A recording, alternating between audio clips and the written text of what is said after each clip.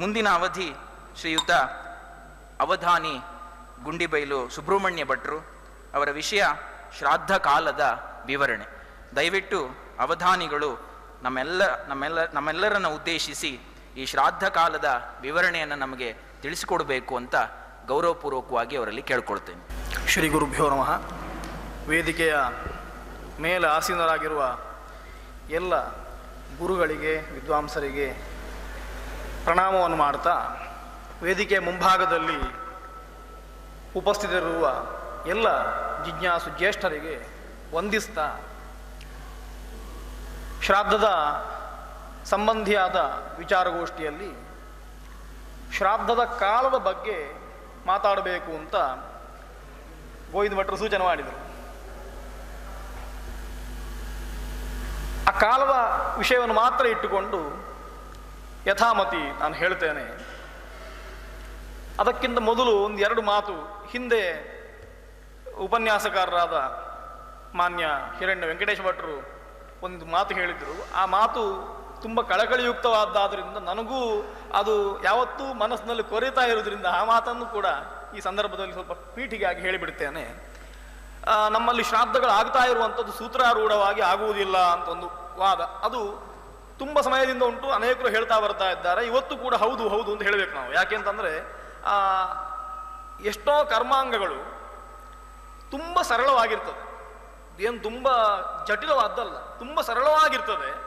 ಅನಂತರ ನಾವು ಪರಿಷ್ಕಾರ ಮಾಡ್ತಾ ಮಾಡ್ತಾ ಮಾಡ್ತಾ ಜಟಿಲ ಮಾಡಿ ಕೊನೆಗೆ ಏನು ಮಾಡ್ತೇವೆ ಅಂತಂದರೆ ಅದರ ಜೀವ ಏನುಂಟು, ಪ್ರಧಾನವಾದ ಅಂಶ ಏನುಂಟು, ಅದನ್ನೇ ಬದಿಗಿಟ್ಟು ಉಳಿದದ್ದನ್ನು ಮಾತ್ರ ತೋರಿಸ್ಲಿಕ್ಕೆ ಆರಂಭ ಮಾಡ್ತೇವೆ. ದೇವರಿಗೆ ಉತ್ಸವ ಮಾಡಬೇಕು, ಉತ್ಸವ ಮೂರ್ತಿಯನ್ನು ಮೊದಲಿಟ್ಟು ಒಂದು ವರ್ಷ ಕೇವಲ ಒಂದು ಹೂವಿನ ಹಾರ ಮಾತ್ರ ಇರ್ತದೆ. ಅನಂತರ ಅದಕ್ಕೊಂದು ಚಿನ್ನದ ಕವಚ ಬರ್ತದೆ, ಕಿರೀಟ ಬರ್ತದೆ, ಒಂದಷ್ಟು ಹೂವಿನ ಹಾರಗಳು ಬರ್ತದೆ. ಕೊನೆಗೆ ಆಗುವಾಗ ಉತ್ಸವ ಮೂರ್ತಿ ಯಾವುದು ಅಂತ ಗೊತ್ತಾಗೋದಿಲ್ಲ. ಕೊನೆಗೆ ಯಾವ ದೇವರು ಅಂತ ಕೇಳುವ ಪರಿಸ್ಥಿತಿ ಬರ್ತದೆ.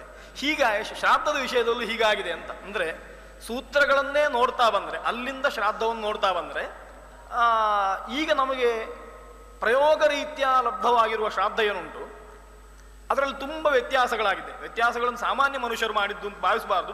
ಸಾಮಾನ್ಯ ಮನುಷ್ಯರು ಮಾಡಿದ್ದಲ್ಲ, ಸ್ಮೃತಿಕಾರರು ಮತ್ತೆ ಅನೇಕ ವಿಷಯಗಳನ್ನು ಹೇಳ್ತಾ ಬಂದಿದ್ದಾರೆ. ಅದನ್ನು ಸೇರಿಸ್ತಾ ಇವತ್ತು ಶ್ರಾದ್ದ ತುಂಬ ವಿಸ್ತಾರವಾಗಿದೆ. ಶ್ರಾದ್ದೇ ಕುರ್ಯಾನ್ನ ವಿಸ್ತಾರಂ ಅಂತ ವಾಕ್ಯಗಳುಂಟು ಶ್ರಾದ್ದ ಕಲಾಪಗಳಲ್ಲಿ ಅದಕ್ಕೆ ಅರ್ಥ. ಆದರೆ ಪ್ರಯೋಗದಲ್ಲೂ ತುಂಬ ವಿಸ್ತಾರವಾಗಿ ಈ ವಿಸ್ತಾರ ಆಗ್ತಾ ಬರುವಾಗ ಸಂಶಯಗಳು ಜಾಸ್ತಿ ಆಗ್ತಾ ಹೋಗ್ತದೆ. ಮಾತು ಒಂದೇ ಇದ್ದರೆ ಆಗ ಸಂಶಯ ಬರುವುದಿಲ್ಲ. ಅನೇಕ ರೀತಿಯ ಮಾತುಗಳು ಆದ ಕೂಡಲೇ ಸಂಶಯಗಳು ಜಾಸ್ತಿ ಬರ್ತಾ ಹೋಗ್ತದೆ. ಹೀಗಾಗಿ ಅದು ಕೂಡ ತುಂಬ ಪರಿಷ್ಕೃತವಾಗಿ ಇವತ್ತು ಕಾಣ್ತಾ ಉಂಟು. ಪರಿಷ್ಕಾರದಲ್ಲಿ ತುಂಬ ವ್ಯತ್ಯಾಸಗಳು ಕಾಣ್ತದೆ. ಒಂದು ಮತ್ತೊಂದು ಸೂತ್ರಗಳಿಗೆ ಹಾಗೂ ವ್ಯತ್ಯಾಸ ಇದ್ದರೂ ಒಂದೇ ಸೂತ್ರದಲ್ಲೂ ಎರಡು ಪ್ರಯೋಗಗಳಿಗೆ ವ್ಯತ್ಯಾಸ ಕಾಣ್ತದೆ. ಹೀಗೆ ಆ ವ್ಯತ್ಯಾಸಗಳು ಕೂಡ ಶ್ರಾದ್ದ ಪ್ರಕರಣದಲ್ಲಿ ಇವತ್ತು ನಮಗೆ ಕಾಣಸಿಗ್ತದೆ. ಅದನ್ನು ತಿಳ್ಕೊಳ್ಳೋದು ಹೇಗೆ ಅಥವಾ ಅದನ್ನು ಸರಿ ಮಾಡುವುದು ಹೇಗೆ ಅಂತ ಒಂದು ಪ್ರಶ್ನೆ. ಸರಿ ಮಾಡ್ಲಿಕ್ಕೆ ಆಗ್ತದ ಅಂತಂದರೆ ಒಂದು ಸಭೆಯಲ್ಲಿ ಖಂಡಿತ ಸರಿ ಮಾಡ್ಲಿಕ್ಕೆ ಆಗುವುದಿಲ್ಲ. ಆದರೆ ಅದರ ಬಗ್ಗೆ ಸ್ವಲ್ಪ ಚಿಂತನೆಗೆ ಹಚ್ಚುವ ಎನ್ನುವ ಉದ್ದೇಶದಿಂದ ಈ ಮಾತು ಹೇಳ್ತಾ ಇದ್ದೇನೆ. ಹಾಗಾದರೆ ಅದನ್ನು ಹೇಗೆ ನೋಡುವುದು ಅಂತ ನಮಗೆ ಮೂಲದಲ್ಲಿ ಇಲ್ಲ, ಅನಂತರ ಅದು ಮತ್ತೆ ಸೇರಿಸಲ್ಪಟ್ಟಿತು ಅಂತ ಹೇಳುವುದಾದರೆ ಹೇಗೆ ನೋಡುವುದು ಅಂತ. ಅದಕ್ಕೋಸ್ಕರ ನಮ್ಮಲ್ಲಿ ಪಾಠ ಪ್ರಕ್ರಿಯೆಯಲ್ಲಿ ಸ್ವಲ್ಪ ವ್ಯತ್ಯಾಸವನ್ನು ಮಾಡಿಕೊಳ್ಳೋದು ಒಳ್ಳೆಯದು ಅಂತ ನನಗೆ ಕಾಣ್ತದೆ. ಯಾಕೆ ಅಂತಂದರೆ ನಮ್ಮಲ್ಲಿ ಇವತ್ತು ಪಾಠ ಹೇಗಾಗ್ತಾ ಉಂಟು ಅಂತಂದರೆ, ಪೌರೋಹಿತ್ಯ ಪಾಠ ಆಗುವಂಥದ್ದು ವೇದಾಧ್ಯಯನ ಆದ ಬಳಿಕ ಸಾಮಾನ್ಯವಾಗಿ ಸ್ವಲ್ಪ ಧರ್ಮಶಾಸ್ತ್ರವನ್ನು, ಜ್ಯೋತಿಷವನ್ನು, ಮುಖ್ಯವಾದ ಅಂಶಗಳನ್ನು ಅದರೊಟ್ಟಿಗೆ ಸೇರಿಸಿಕೊಂಡೇ ಪೌರೋಹಿತ್ಯ ಪಾಠ ಆಗ್ತದೆ. ಪಾಠ ಆಗುವಾಗ ನಾವು ಇಟ್ಟುಕೊಳ್ಳುವ ಟೆಕ್ಸ್ಟ್ ಯಾವುದು ಅಂತಂದರೆ, ಇವತ್ತು ಉಪಲಬ್ಧವಾಗಿರುವ ಪ್ರಯೋಗ ಪುಸ್ತಕಗಳೇ ನಮಗೆ ಟೆಕ್ಸ್ಟ್ ಆಗ್ತದೆ. ಇವತ್ತು ಯಾವುದನ್ನು ನಮಗೆ ಪ್ರಯೋಗ ಮಾಡಲಿಕ್ಕುಂಟು ಆ ಪುಸ್ತಕವನ್ನೇ, ನೋಟ್ಸನ್ನೇ ನಾವು ಟೆಕ್ಸ್ಟ್ ಆಗಿ ಇಟ್ಕೊಳ್ತೇವೆ. ಇಲ್ಲಿ ಏನಾಗಿದೆ ಅಂತಂದರೆ, ಪ್ರಯೋಗ ಪುಸ್ತಕಗಳೆನ್ನುವಂಥದ್ದು ಅದು ಬೇರೆ ಗ್ರಂಥಗಳನ್ನು ನೋಡಿಕೊಂಡು ತಯಾರಿಸಲ್ಪಟ್ಟ ಪ್ರಯೋಗ. ಆದರೆ ಒಂದು ಅಪಾಯ ಉಂಟು ಇದರಲ್ಲಿ. ಪ್ರಯೋಗ ಪುಸ್ತಕಗಳನ್ನು ನಾನು ಬದಿಗಿಡ್ತೇನೆ, ಶಾಸ್ತ್ರ ಗ್ರಂಥಗಳನ್ನು ಇಟ್ಕೊಳ್ತೇನೆ ಅಂತಂದ್ರೆ ಶ್ರಾದ್ದ ಮಾಡಲಿಕ್ಕೂ ಆಗುವುದಿಲ್ಲ. ಹಾಗಾಗಿ ಪ್ರಯೋಗ ಪುಸ್ತಕಗಳು ಏನಾಗ್ತದೆ, ಒಂದು ಕೈಪಿಡಿ ಮಾತ್ರ, ನಮಗೆ ಮಾರ್ಗದರ್ಶಿ ಮಾತ್ರ ಆಗ್ತದೆ. ಇದು ಕೆಲಸ ಮಾಡಲಿಕ್ಕೆ ಆಗ್ತದೆ, ಆದರೆ ಇದನ್ನು ರಿಪೇರಿ ಮಾಡಲಿಕ್ಕೆ ಆಗುವುದಿಲ್ಲ. ಉದಾಹರಣೆಗೆ ರೇಡಿಯೋ ಉಂಟು ನನ್ನ ಹತ್ರ, ನಾನು ರೇಡಿಯೋವನ್ನು ಆನ್ ಆಫ್ ಮಾಡ್ಬೋದು, ಸಂಗೀತ ಕೇಳ್ಬೋದು, ಬೇಡದಿದ್ದರೆ ಅದನ್ನು ಮುಚ್ಚಿ ಒಳಗಿಡ್ಬೋದು. ಆದರೆ ಅದು ಹಾಳಾದರೆ ನಂಗೆ ಸರಿ ಮಾಡಲಿಕ್ಕೆ ಆಗುವುದಿಲ್ಲ. ಈ ಪ್ರಯೋಗ ಪುಸ್ತಕಗಳ ವ್ಯವಸ್ಥೆ ಹಾಗೆ. ಪ್ರಯೋಗ ಪುಸ್ತಕ ನಿಮ್ಮ ಕೈಯಲ್ಲಿದ್ದರೆ ನೀವು ಪ್ರಯೋಗವನ್ನು ಪಾಠ ಕೇಳಿದರೆ ಆ ಪ್ರಯೋಗವನ್ನು ಚಾತೂ ತಪ್ಪದ ಹಾಗೆ ಮಾಡ್ತಾ ಹೋಗ್ಬೋದು. ಯಾವ ವ್ಯತ್ಯಾಸ ಅದರಲ್ಲಿ ಬರಲಿಕ್ಕೆ ಸಾಧ್ಯ ಇಲ್ಲ. ಹಾಗೆ ಪ್ರಯೋಗ ಮಾಡ್ಬೋದು. ಆದರೆ ಏನಾದರೂ ಸಂಶಯ ಬಂದರೆ, ಪ್ರಯೋಗದಲ್ಲಿ ಬೇರೆ ಯಾರಾದರೂ ಸಂಶಯವನ್ನು ಉದ್ಭವ ಮಾಡಿದರೆ, ಆಗ ಆ ಸಂಶಯಗಳಿಗೆ ಪ್ರಯೋಗ ಪುಸ್ತಕದಿಂದ ಉತ್ತರ ಕೊಡಲಿಕ್ಕೆ ಆಗೋದಿಲ್ಲ. ಆಗ ಅದಕ್ಕಿಂತ ಪೂರ್ವವಾದ ಪುಸ್ತಕಗಳನ್ನು ನೋಡಬೇಕಾಗ್ತದೆ ಅಂತ. ಈ ನೋಡುವಂಥದ್ದು ಅನಿವಾರ್ಯ ಆಗಿದೆ ಅಂತ, ಪುರೋಹಿತರಿಗೆ ನಿಜವಾಗಿ ಅನಿವಾರ್ಯ ಆಗಿದೆ. ಯಾಕೆಂತಂದ್ರೆ ಇಲ್ಲದಿದ್ದರೆ ಅಧ್ಯಯನ ಎನ್ನುವಂಥದ್ದು ಅಲ್ಲಿ ನಿಂತು ಬಿಡ್ತದೆ, ಪ್ರಯೋಗ ಪುಸ್ತಕದಲ್ಲಿ ನಿಂತು ಬಿಡ್ತದೆ. ನನ್ನನ್ನು ಸೇರಿಸಿಕೊಂಡಾಗ ಹೇಳ್ತಾ ಇದ್ದೇನೆ, ಈ ಎಲ್ಲ ವೇದಿಕೆಯಲ್ಲಿ ನಾನು ಮಾತಾಡುವಾಗ ನಾನು ಎದುರಿದ್ದವರಿಗೆ ಉಪದೇಶ ಮಾಡ್ತೇನೆ ಅಂತ ಭಾವಿಸುವುದಿಲ್ಲ, ನನ್ನ ಅನುಭವವನ್ನೇ ನಾನು ಹೇಳ್ತಾ ಇರುವಂಥದ್ದು. ನನಗಾದದ್ದು ಹೇಗೆ ಅಂತಂದರೆ, ಪ್ರಯೋಗ ಪುಸ್ತಕಗಳನ್ನೇ ನೋಡಿದ ಮೇಲೆ ಹಿಂದಿನ ಪುಸ್ತಕಗಳಿಗೆ ಬಂದರೆ, ಸೂತ್ರ ಗ್ರಂಥಗಳಿಗೆ ಬಂದರೆ ಎಲ್ಲೂ ದೂರ ಇದ್ದೇವೆ ಅಂತ ಕಾಣ್ತದೆ ಅಂತ.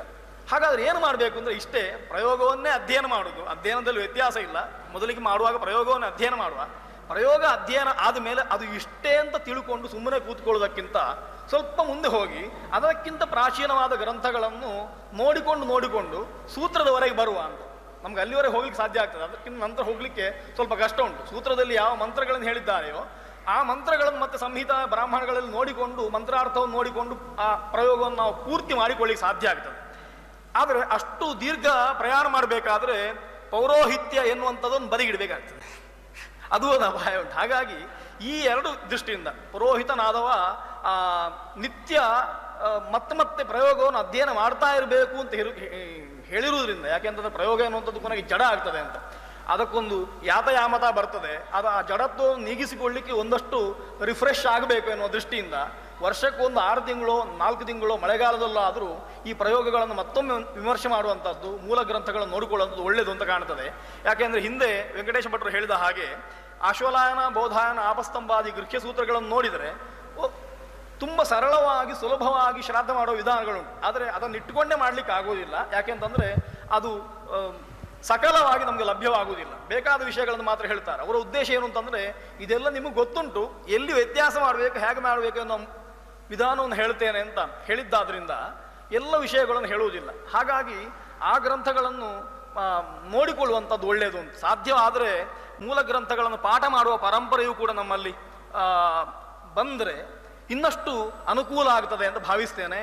ಇವತ್ತಿನ ದಿನ ಅದಕ್ಕೊಂದು ನಾಂದಿಯಾಗಲಿ, ಅದರಿಂದ ಒಂದು 4 ಜನಕ್ಕೆ ಅದರ ಬಗ್ಗೆ ಆಸಕ್ತಿ ಹುಟ್ಟಿದರೆ ಮೂಲ ಗ್ರಂಥಗಳ ಅಧ್ಯಯನ ಆಗುವ ಹಾಗೆ ಮತ್ತೆ ಶಾಖಾಭೇದಗಳು ಗೊತ್ತಾಗ್ತದೆ, ವ್ಯತ್ಯಾಸಗಳು ಗೊತ್ತಾಗ್ತದೆ. ಈ ದೃಷ್ಟಿಯಿಂದ ಅದನ್ನು ಅಧ್ಯಯನ ಮಾಡುವ ರೀತಿಯಲ್ಲಿ ನಮ್ಮ ಪ್ರವೃತ್ತಿ ಇರಲಿ ಅಂತ ನಾನು ಭಾವಿಸಿಕೊಳ್ತೇನೆ.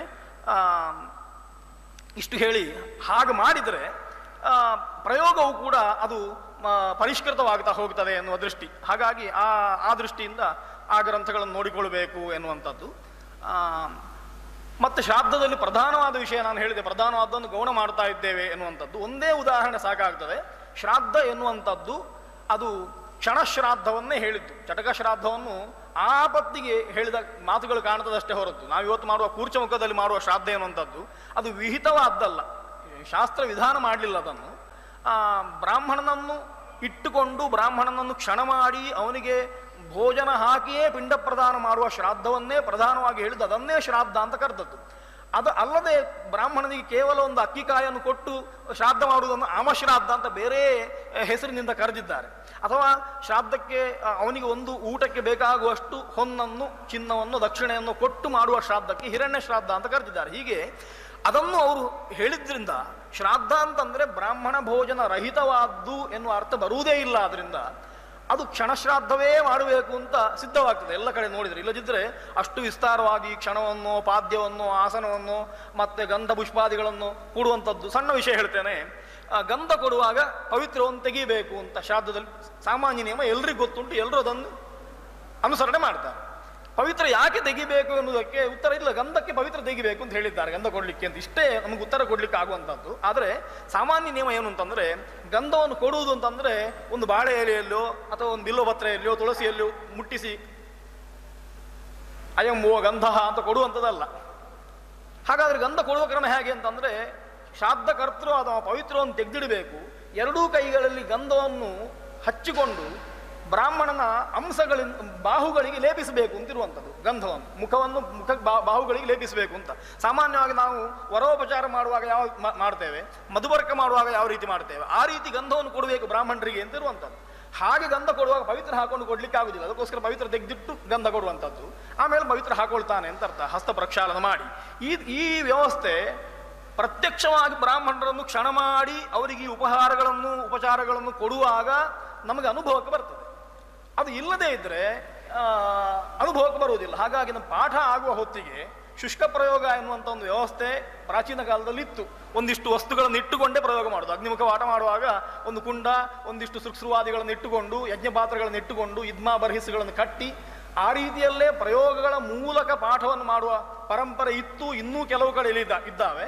ಆದರೆ ಹೆಚ್ಚಿನ ಕಡೆಗಳಲ್ಲಿ ಇವತ್ತು ನಮ್ಮ ಮಾಮೂಲು ಶಿಕ್ಷಣ ಪದ್ಧತಿ ಹೇಗುಂಟು ಆ ರೀತಿ ಪ್ರಯೋಗಗಳನ್ನು ತೋರಿಸುವಂಥ ಒಂದು ವ್ಯವಸ್ಥೆ ಇದ್ದದ್ರಿಂದ ಆ ಕಾಲಕ್ಕೆ ಅದನ್ನು ಸಾರ್ಥಕ ಮಾಡಿಕೊಳ್ಳುವುದು ಹೇಗೆ ಅಂತ ಗೊತ್ತಾಗದೆ ಹೋಗ್ತದೆ. ಅದನ್ನು ಕೂಡ ಉಳಿಸಿಕೊಂಡ್ರೆ ಅಥವಾ ರೂಢಿಯಲ್ಲಿ ತಂದುಕೊಂಡ್ರೆ ಇನ್ನಷ್ಟು ಅದು ಉಜ್ವಲವಾಗ್ತದೆ ಅಂತ ಭಾವಿಸ್ತೇನೆ. ಹೀಗೆ ಅನೇಕ ಸಣ್ಣ ಸಣ್ಣ ಲೋಪದೋಷಗಳಿದ್ದಾವೆ, ಅದನ್ನು ಪರಿಹಾರ ಮಾಡಿಕೊಳ್ಬೋದು ಅಂತ. ಶ್ರಾದ್ದ ಕಾಲದ ವಿಷಯದಲ್ಲೂ ಕೂಡ ಅಷ್ಟೇ. ಶ್ರಾದ್ದ ಕಾಲದ ವಿಷಯಕ್ಕೆ ನಾನು ಇವತ್ತು ಮಾತಾಡಬೇಕು. ಪ್ರಸಿದ್ಧವಾಗಿ ನಮಗೆಲ್ಲ ಇರುವಂಥದ್ದು ಕುತಪ ಕಾಲದಲ್ಲಿ ಶ್ರಾದ್ದ ಮಾಡಬೇಕು ಅಂತ ಒಂದು ಎಲ್ರಿಗೂ ಗೊತ್ತುಂಟು. ಆದರೆ ಯಾರು ಅದನ್ನು ಅನುಸರಣೆ ಮಾಡ್ಲಿಕ್ಕೆ ಕಷ್ಟ ಆಗ್ತದೆ. ಯಾಕೆಂತಂದರೆ ನಾವಿವತ್ತು ಶ್ರಾದ್ದವನ್ನು ಗೌಣ ಮಾಡಿಕೊಂಡದ್ದು ಹೇಗೆ ಅಂತಂದರೆ, ಬೇರೆ ಯಾವುದೋ ಒಂದು ಆಮಿಷಕ್ಕೆ ಒಳಗಾಗಿ ನನಗೆ ಆಫೀಸಿಗೆ ಹೋಗಬೇಕು, 12 ಗಂಟೆಗೆ ಶ್ರಾದ್ದ ಮುಗಿಯಬೇಕು, ಹಾಗಾಗಿ ನಾನು ಶ್ರಾದ್ದ ಮಾಡ್ತೇನೆ ಅಂತ ಸಂಕಲ್ಪ ಮಾಡಿದ್ರಿಂದ, ಈ ರೀತಿಯ ಸಂಕಲ್ಪವೇ ಇದ್ದದ್ರಿಂದ, ಪ್ರೀತಿಕರವಾಗಿ ಶ್ರಾದ್ದ ಮಾಡ್ತೇನೆ ಅಂತಲ್ಲ, ನನಗೆ ಮಧ್ಯಾಹ್ನ ಆಫೀಸಿಗೆ ಹೋಗ್ಲಿಕ್ಕೆ ಇರುವುದರಿಂದ ಬೇಗ ಮಾಡ್ತೇನೆ, ಅಥವಾ ಬೆಳಿಗ್ಗೆ ಹೋಗ್ಲಿಕ್ಕೆ ಇರುವುದರಿಂದ 8 ಗಂಟೆ ಒಳಗೆ ಶ್ರಾದ್ದ ಮುಗಿಸ್ತೇನೆ ಎನ್ನುವ ಸಂಕಲ್ಪ ಇದ್ದದ್ರಿಂದ ಅದಕ್ಕೆ ಚಟಕ ಶ್ರಾದ್ದ ಅನುಕೂಲಕರವೂ ಆಗಿರುವುದರಿಂದ ಬ್ರಾಹ್ಮಣರನ್ನು ಕ್ಷಣ ಮಾಡಿದರೆ ಅಷ್ಟು ಹೊತ್ತು 1 ಗಂಟೆಯಲ್ಲೋ 1.5 ಗಂಟೆಯಲ್ಲೋ ಮುಗಿಸ್ಲಿಕ್ಕೆ ಆಗುವುದಿಲ್ಲ, 3 ಗಂಟೆ 4 ಗಂಟೆ ತಗೊಳ್ತದೆ. ಅದಕ್ಕೋಸ್ಕರ ಚಟಕ ಶ್ರಾದ್ದ ಅಂತ ವ್ಯವಸ್ಥೆ ಮಾಡಿಕೊಂಡ್ರೆ ಶ್ರಾದ್ದ ಮಾಡಬಹುದು ಅಂತ ಒಂದು ವ್ಯವಸ್ಥೆ ರೂಢಿಯಲ್ಲಿ ಬಂದಿದೆ. ಬಂದದ್ದನ್ನು ಪೂರ್ಣವಾಗಿ ನಮ್ಗೆ ಬದಿಗೆ ಸರಿಸಲಿಕ್ಕೆ ಆಗುವುದಿಲ್ಲ. ಯಾಕೆಂತಂದ್ರೆ ನೀವು ಮಾಡ್ತಾ ಇರೋದು ತಪ್ಪು ಅಂತಂದ್ರೆ ಮತ್ತೆ ಅದನ್ನು ಬಿಡುವಂಥ ವ್ಯವಸ್ಥೆ ಮಾಡುವುದಿಲ್ಲ. ಹಾಗಾಗಿ ಇದನ್ನು ಸರಿ ಮಾಡುವುದು ಹೇಗೆ ಅಂತಂದ್ರೆ ಅದರ ಬಗ್ಗೆ ನಾವು ತಿಳ್ಕೊಂಡ್ರೆ ಸಾಕು ಅಂತ. ಶ್ರಾದ್ದವನ್ನು ಕುತಪಕದಲ್ಲೇ ಯಾಕೆ ಮಾಡಬೇಕು ಅಂತ ಹೇಳಿದ್ದಾರೆ ಅಂತಂದ್ರೆ, ಯಾರಿಗಾದ್ರೂ ಬೆಳಿಗ್ಗೆ 7 ಗಂಟೆಗೆ ಕರೆದು ಊಟ ಹಾಕ್ತೇನೆ ಅಂತಂದ್ರೆ ಅವನಿಗೆ ಮನಃಪೂರ್ವಕವಾಗಿ ತಿನ್ಲಿಕ್ಕೆ ಆಗುದಿಲ್ಲ. ಯಾಕಂದ್ರೆ ಹಸಿವು ಆಗ್ತಾ ಇರುತ್ತದೆ. ಬೆಳಿಗ್ಗೆ ಹಸಿವು ಆಗುವುದಿಲ್ಲ. ಉಪವಾಸ ಮಾಡಿದ್ರೆ ಹಸಿವು ಆಯಿತೋ ಏನೋ, ಏಕಾದಶಿ ಉಪವಾಸ ಮಾಡಿದ್ರೆ ಮರುದಿವಸ ದ್ವಾದಶಿ ಹಸಿವು ಆಗ್ತದೆ ಅಂತ. ಅದು ಬಿಟ್ಟರೆ ಬೇರೆ ಉಪವಾಸಗಳಲ್ಲಿ ಆದೀತವಷ್ಟು ಬಿಟ್ಟರೆ ನಿಯಮಿತವಾಗಿ ಮನುಷ್ಯನ ದೈನಂದಿನ ವ್ಯವಸ್ಥೆಯಲ್ಲಿ ಬೆಳಿಗ್ಗೆ ಒಂದು 9-10 ಗಂಟೆವರೆಗೆ ಯಾರಿಗೂ ಹಸಿವು ಆಗುವುದಿಲ್ಲ. ಹಸಿವಾಗದೆ ನೀವು ಅವನಿಗೆ ಎಷ್ಟು ಬಡಿಸಿದ್ರು ಉಪಚಾರಕ್ಕೋಸ್ಕರ ತಿಂದಾನಷ್ಟೇ ಹೊರತು ಆತ ಅದನ್ನು ಪೂರ್ಣವಾಗಿ ಮನಸ್ತುಷ್ಟಿಯಾಗಿ ಸ್ವೀಕಾರ ಮಾಡಿಕೊಳ್ಳಿಕ್ಕೆ ಆಗುವುದಿಲ್ಲ. ಹಾಗಾಗಿ ತೃಪ್ತಾಸ್ಮಃ ಅಂತ ಅವ ಹೇಳಲಿಕ್ಕೆ ಆಗುವುದಿಲ್ಲ ಅಂತ ಅರ್ಥ. ಆ ಮಾತು ಬರ್ಲಿಕ್ಕೆ ಆಗುವುದಿಲ್ಲ. ಅದಕ್ಕೋಸ್ಕರ ಏನು ಮಾಡಬೇಕು ಅಂತಂದರೆ, ಬ್ರಾಹ್ಮಣರು ಯಾವಾಗ ಹಸಿತಾರೆ ಆ ಹೊತ್ತಿಗೆ ಬ್ರಾಹ್ಮಣರಿಗೆ ಭೋಜನ ಮಾಡಬೇಕು ಅಂತ ಶ್ರಾದ್ದವನ್ನು ತುಂಬ ಸುಂದರವಾಗಿ ಕಲ್ಪಿಸಿಕೊಂಡಿದ್ದಾರೆ. ಆಗ ವೆಂಕಟೇಶ ಭಟ್ರು ಹೇಳಿದರು, ಧರ್ಮಶಾಸ್ತ್ರ ಗ್ರಂಥವನ್ನೆಲ್ಲ ನೋಡಿದರೆ ಬೇರೆ ಎಲ್ಲ ಸಂಸ್ಕಾರಗಳಿಗೆ, ಬೇರೆ ವ್ರತಗಳಿಗೆ, ಇದಕ್ಕೆಲ್ಲ ಕೊಟ್ಟ ಪುಟಗಳು, ನಮ್ಮ ಲೆಕ್ಕದಲ್ಲಿ ಗ್ರಂಥಗಳು, ಅಕ್ಷರಗಳು, ಪುಟಗಳು ಅಂತ ಲೆಕ್ಕ ಇಟ್ಕೊಂಡ್ರೆ ಶ್ರಾದ್ದಕ್ಕೆ ಅಷ್ಟೇ ಕೊಟ್ಟಿದ್ದಾರೆ, ಜಾಸ್ತಿ ಕೊಟ್ಟಿದ್ದಾರೆ. ಹೇಮಾದ್ರಿ ಅಂತ ದೊಡ್ಡ ಗ್ರಂಥಗಳನ್ನು ನೋಡಿದರೆ ಗೊತ್ತಾಗ್ತದೆ. ಶ್ರಾದ್ದದ ಕಲ್ಪವೇ, ಶ್ರಾದ್ದದ ಪ್ರಕರಣವೇ 1,500ದಿಂದ 1,3,500 ಪೇಜ್ನವರೆಗೆ ಉಂಟು. ಇವತ್ತು ನಮಗೆ ಪ್ರಿಂಟ್ ಆಗಿ ಬರುವ ಪೇಜ್ನಲ್ಲಿ 1700 ಪುಟಗಳವರೆಗೆ ಖಾಲಿ ಶ್ರಾದ್ದದ ಪ್ರಕರಣ ಉಂಟು. ಉಳಿದದ್ದೆಲ್ಲ ಮತ್ತೆ ಒಂದು 5-6 ಪುಸ್ತಕಗಳಲ್ಲಿ ಮುಗಿಯಬಹುದು. ಹೀಗೆ ಅಷ್ಟು ವಿಸ್ತಾರವಾಗಿ ಯಾಕೆ ಹೇಳಿದ್ದಾರೆ ಅಂತ ಕೇಳಿದರೆ, ಅದರ ಬಗ್ಗೆ ಒಂದು ಶ್ರದ್ಧೆ, ಅತೀವ ಶ್ರದ್ಧೆ, ಭಕ್ತಿ. ಇನ್ನೊಂದು ಅದನ್ನು ಆದಷ್ಟು ಸುಂದರವಾಗಿ ಮಾಡಬೇಕು ಅಂತ, ಪಿತೃಗಳ ಮೇಲಿನ ಪ್ರೀತಿಯೂ ಹೌದು, ಮತ್ತು ಅದನ್ನು ಆದಷ್ಟು ಸುಂದರವಾಗಿ ಮಾಡಬೇಕು, ಶ್ರದ್ಧೆಯನ್ನು ಮಾಡಬೇಕು ಅಂತ ಪ್ರತಿಯೊಂದು ಅಂಶದಲ್ಲೂ ಪರೀಕ್ಷೆಯನ್ನು ಹೇಳಿದ್ದಾರೆ. ನಿಮಗೆ ಆಶ್ಚರ್ಯ ಆಗ್ಬೋದು, ಬ್ರಾಹ್ಮಣರನ್ನು ಪರೀಕ್ಷೆ ಮಾಡಬಾರ್ದು ಅಂತ ಎಲ್ಲ ಕಡೆ. ಬ್ರಾಹ್ಮಣರನ್ನು ಪರೀಕ್ಷೆ ಮಾಡಲಿಕ್ಕೆ ಇಲ್ಲ. ದ್ವಿಜ ವೇದಾಧ್ಯಯನ ಶಾಲಿ ಅಂತಂದರೆ ಅವನಿಗೆ ನಮಸ್ಕಾರ ಮಾಡಬೇಕು ಅಂತ. ಶ್ರಾದ್ದಕ್ಕಾಗುವಾಗ ಅವಕಾಶ ಮಾಡ್ತಾರೆ. ಶ್ರಾದ್ದಕ್ಕೆ ನಿಮಂತ್ರಣ ಮಾಡ್ತೀರೋ, ಬ್ರಾಹ್ಮಣರನ್ನು ಪರೀಕ್ಷೆ ಮಾಡಬೇಕು ಅಂತ. ಪರೀಕ್ಷೆ ತಪ್ಪಲ್ವಾ ಅಂತ ಕೇಳಿದ್ರೆ ಅದು ತಪ್ಪಲ್ಲ. ಶ್ರಾದ್ದದ ವ್ಯವಸ್ಥೆಗಾಗುವಾಗ ಬ್ರಾಹ್ಮಣರ ಪರೀಕ್ಷೆ ಮಾಡಬೇಕು ಅಂತ. ಈ ಪರೀಕ್ಷೆಯನ್ನು ಹೇಳಿದ್ದಾರೆ. ಪರೀಕ್ಷೆ ಅಂತಂದರೆ ಅವರನ್ನು ಹೋಗಿ ಟೆಸ್ಟ್ ಮಾಡೋದು ಅಂತ ಅರ್ಥ ಅಲ್ಲ, ನೋಡಬೇಕು ಅಂತ ಅರ್ಥ. ಅಂದರೆ ನಮಗೆ ಯೋಗ್ಯರಾದವರು ಬೇಕು ಅಂತ ಅರ್ಥ. ಎಲ್ಲರೂ ಯೋಗ್ಯರೇ ಇರುವಾಗ ನಾವು ಬರೀ ಕೈಯಲ್ಲಿ ಬರಬೇಕು. ನಮಗೆ ಯಾರನ್ನು ಸಿಲೆಕ್ಟ್ ಮಾಡ್ಲಿಕ್ಕೆ ಆಗುದಿಲ್ಲ. 10 ಜನ ಇದ್ದಾರೆ, ಒಳ್ಳೆ ವಿದ್ವಾಂಸರು ತಿಳಿಸ್ಕೊಳ್ಳಿ. 10 ಜನರಲ್ಲಿ ಯಾರನ್ನಾದ್ರೂ 2 ಆಯ್ಕೆ ಮಾಡಬೇಕು ಅಂತಂದ್ರೆ ಹೇಗೆ ಆಯ್ಕೆ ಮಾಡ್ತೀರಿ? 10 ಜನರಿಗೆ ಉದ್ದಂಡ ನಮಸ್ಕಾರ ಮಾಡಿ ನನಗೆ ಆ ಯೋಗ್ಯತೆ ಇಲ್ಲ ಅಂತ ಎದ್ಕೊಂಡು ಬರಬೇಕು. ನನ್ನ ಕೆಲಸ ಆಗುದಿಲ್ಲ. ಶ್ರಾದ್ದಕ್ಕೆ ಅಂತ ನಾನು ನಿಮಂತ್ರಣ ಮಾಡ್ಲಿಕ್ಕೆ ಹೋದ್ರೆ ನನಗೆ ಬ್ರಾಹ್ಮಣ ಸಿಗಬೇಕಲ್ವ. ಅದಕ್ಕೋಸ್ಕರ ಪರೀಕ್ಷಾ ಎನ್ನುವಂಥದ್ದು ಅವರ ಹತ್ರ ಹೋಗಿ ಪರೀಕ್ಷೆ ಮಾಡೋದಲ್ಲ, ಅವರನ್ನು ನಾವು ಬಾಹ್ಯ ಜಗತ್ತಿನಲ್ಲಿ ನೋಡ್ಬೇಕು. ಅವ್ರು ಹೇಗಿದ್ದಾರೆ, ಅವರ ಆಚಾರಗಳು ಹೇಗುಂಟು, ಅವ್ರು ಏನು ಮಾಡ್ತಾರೆ, ಅಧ್ಯಾಪನಗಳನ್ನು ಮಾಡ್ತಾರೋ ಇತ್ಯಾದಿ ವಿಷಯಗಳನ್ನು ನೋಡಿ ಅವರ ಬಗ್ಗೆ ಸಾಮಾನ್ಯ ಒಂದು ಅಭಿಪ್ರಾಯ ಇರ್ತದಲ್ವ ವಲಯದಲ್ಲಿ. ಹೀಗೆ ಅವ್ರ ತೊಂದರೆ ಇಲ್ಲ, ಅಥವಾ ಹೀಗೆ ಅವರಲ್ಲಿ ಈ ಗುಣ ಇಷ್ಟ ಆಯಿತು ಅಂತ, ಅಂಥದ್ದನ್ನು ಮನಸ್ಸಿನಲ್ಲಿ ಇಟ್ಟುಕೊಂಡು ಅಂಥವರನ್ನು ಹೋಗಿ ನಮಸ್ಕಾರ ಪೂರ್ವಕ ವರ್ಣ ಮಾಡಬೇಕು ಅಂತ ಇರುವಂಥ. ಹಾಗಾಗಿ ಪರೀಕ್ಷೆ ಎನ್ನುವ ವ್ಯವಸ್ಥೆ ಬಂದದ್ದು. ಹೀಗೆ ಬೇರೆ ಕಡೆ ಎಲ್ಲ ಕಡೆಯಲ್ಲಿ ಬೇಡ ಅಂತ ಹೇಳಿದ ವಿಷಯವನ್ನು ಇಲ್ಲಿಯೂ ಇಟ್ಟುಕೊಂಡಿದ್ದಾರೆ. ಪರೀಕ್ಷೆ ಮಾಡಿ ವರ್ಣ ಮಾಡಬೇಕು ಅಂತ ಬ್ರಾಹ್ಮಣ ವರ್ಣವನ್ನು ಎಲ್ಲ ವಿಷಯಗಳಲ್ಲಿ ಗಂಧ ಆಗ್ಬೋದು, ಪುಷ್ಪ ಆಗ್ಬೋದು, ಧೂಪ, ಅಂಜನ, ಆಚ್ಛಾದನ, ಆಸನ, ಉದಕ, ಎಲ್ಲ ಶ್ರಾದ್ದಕ್ಕೆ ಬೇಕಾಗಿರುವ ವಸ್ತುಗಳು ತುಂಬ ಸರಳವಾದ್ದು. ಶ್ರಾದ್ದ ಏನೋ ದೊಡ್ಡ ಪ್ರಕ್ರಿಯೆ. ಧರ್ಮಶಾಸ್ತ್ರಗಳಲ್ಲಿ ಎಲ್ಲ ಕಡೆಯಲ್ಲಿ ಅದನ್ನು ವಿಸ್ತಾರವಾಗಿ ನಿರೂಪಣೆ ಮಾಡಿದ್ದಾರೆ. ವಿವಾಹಾದಿ ಸಂಸ್ಕಾರಗಳನ್ನು ಅಷ್ಟು ವಿಸ್ತಾರವಾಗಿ ನಿರೂಪಣೆ ಮಾಡಲಿಲ್ಲ. ಶ್ರಾದ್ದವನ್ನು ಮಾಡಿದಷ್ಟು ಸಪಿಂಡೀಕರಣವನ್ನು ಸ್ವಲ್ಪ ನಿರೂಪಣೆ ಮಾಡಿದ್ದು, ಶ್ರಾದ್ದವನ್ನೇ ವಿಸ್ತಾರವಾಗಿ ನಿರೂಪಣೆ ಮಾಡಿದ್ದು ಕಾಣ್ತದೆ. ಹಾಗಿರುವಾಗ ಆ ಎಲ್ಲ ವಸ್ತುಗಳು ಕೂಡ ಪರಿಶುದ್ಧವಾಗಿ ಲಭ್ಯವಾಗಬೇಕು ಅಂತ ಅವರು ಏನು ಮಾಡಿದ್ದಾರೆ ಅಂತಂದರೆ, ಕ್ರಯಕ್ರೀತವಾಗಿ ಲಭ್ಯವಾಗುವ ಯಾವ ವಸ್ತುಗಳು ಇಲ್ಲ ಸಾಮಾನ್ಯವಾಗಿ ಶ್ರಾದ್ದದಲ್ಲಿ ಉಪಯೋಗ ಬರುವಂಥದ್ದು. ಎಳ್ಳು ಮನೆಯಲ್ಲಿ ಬೆಳೆಯುವಂಥದ್ದೇ, ಅಕ್ಕಿಯು ಮನೆಯಲ್ಲಿ ಬೆಳೆಯುವಂಥದ್ದೇ, ದರ್ಭೆಯು ಮನೆ ಗದ್ದೆ ಬುಡದಲ್ಲಿ ತೋಡಿನ ಬದಿಯಲ್ಲಿ ಬೆಳೆಯುವಂಥದ್ದು. ಹೀಗೆ ಮನೆಯಲ್ಲಿ ದನ ಇದ್ದರೆ ತುಪ್ಪ, ಹಾಲು, ಮೊಸರು ಎಲ್ಲವೂ ಸಿಗ್ತದೆ. ಇನ್ನು ಕಷ್ಟಪಟ್ಟು ಸಂಪಾದನೆ ಮಾಡುವಂಥದ್ದು ಒಂದು ಜೇನುತುಪ್ಪ ಒಂದಿರ್ಬೋದು, ಬೆಲ್ಲ ಒಂದಿರ್ಬೋದು, ಮನೆಯಲ್ಲಿ ಮಾಡಲಿಕ್ಕೆ ಆಗದೇ ಇರುವಂಥದ್ದು ಅದನ್ನು ಮಾಡುವವರಿದ್ದಾರೆ. ಹೀಗೆ ಎಲ್ಲವನ್ನು ಕೂಡ ಮನೆಯಲ್ಲಿ ತಯಾರು ಮಾಡಿಕೊಂಡು ಅಡಿಗೆ ಮಾಡಲಿಕ್ಕೆ ಪ್ರತ್ಯೇಕ ಅಡಿಗೆಯವರಿಲ್ಲ, ಅದಕ್ಕೊಂದು ವ್ಯವಸ್ಥೆ ಮಾಡಿದ್ದಾರೆ. ಯಜಮಾನ ಪತ್ನಿಯೇ ಅಡಿಗೆ ಮಾಡಬೇಕು ಅಂತ. ಹೀಗೆ ಮನೆಯಲ್ಲಿ ಸುಂದರವಾದ ಒಂದು ಅತಿಥಿ ಸತ್ಕಾರ. ಶ್ರಾದ್ದ ಅಂತಂದರೆ ಪಿತೃಗಳನ್ನು ಬ್ರಾಹ್ಮಣರಲ್ಲಿ ನೋಡಿ ಅವರನ್ನು ತುಷ್ಟಿಪಡಿಸಿದರೆ ಪಿತೃಗಳು ತೃಪ್ತರಾದರು ಅಂತ ಅರ್ಥ. ಆ ದೃಷ್ಟಿಯಲ್ಲಿ ಬ್ರಾಹ್ಮಣ ಸತ್ಕಾರ ಅಂತ ಏನುಂಟು, ಅತಿಥಿ ಸತ್ಕಾರ ಅಂತ ಏನುಂಟು, ಅದು ಕ್ಷಣಪಾದ್ಯಾದಿಗಳಿಂದ ಯುಕ್ತವಾಗಿ ಅವರನ್ನು ಕಳಿಸಿಕೊಡುವವರೆಗೆ ಆಸೀಮಾಂತ ಮನುವ್ರಜೆ ಅಂತ ಕೇಳಲಿಕ್ಕುಂಟು. ಇವರು ಮಾನು ವ್ರಜ ಅಂತ ಹೇಳ್ತಾರೆ, ಬೇಡ ಬರುವುದು ಬೇಡ ನಾವೇ ಹೋಗುತ್ತೇವೆ ಅಂತ. ಈ ರೀತಿಯಲ್ಲಿ ಅವರನ್ನು ಕಳುಹಿಸಿಕೊಡುವವರೆಗೆ ಉಂಟು. ಆಮೇಲೆ ಪ್ರಾರ್ಥನೆ ಮಾಡಲಿಕ್ಕುಂಟು. ಅನ್ನಂಚನಃ ಬಹುಭವೇತ್ ಅತಿಥೀಂಶ್ಚ ಲಭೇಮಹಿ ಅಂತ. ಇದು ಶ್ರಾದ್ದದ ಉದ್ದೇಶ.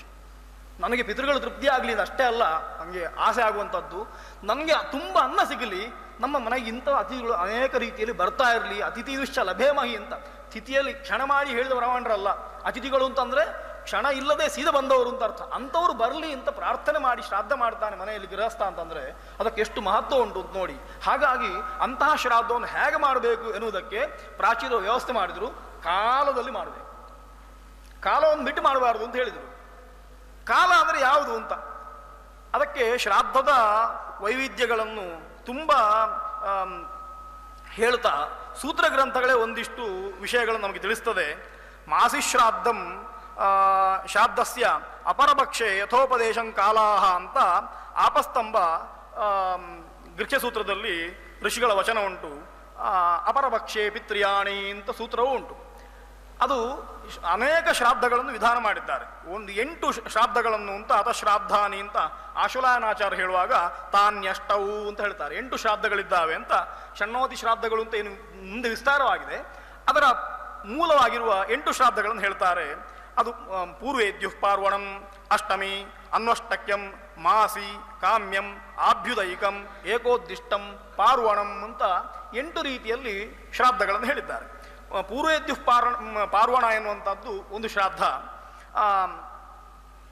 ಅಷ್ಟಮಿ ಎನ್ನುವಂಥದ್ದು ಅದು ಅಷ್ಟಮಿ ತಿಥಿಯಲ್ಲಿ ಮಾಡುವಂಥದ್ದು.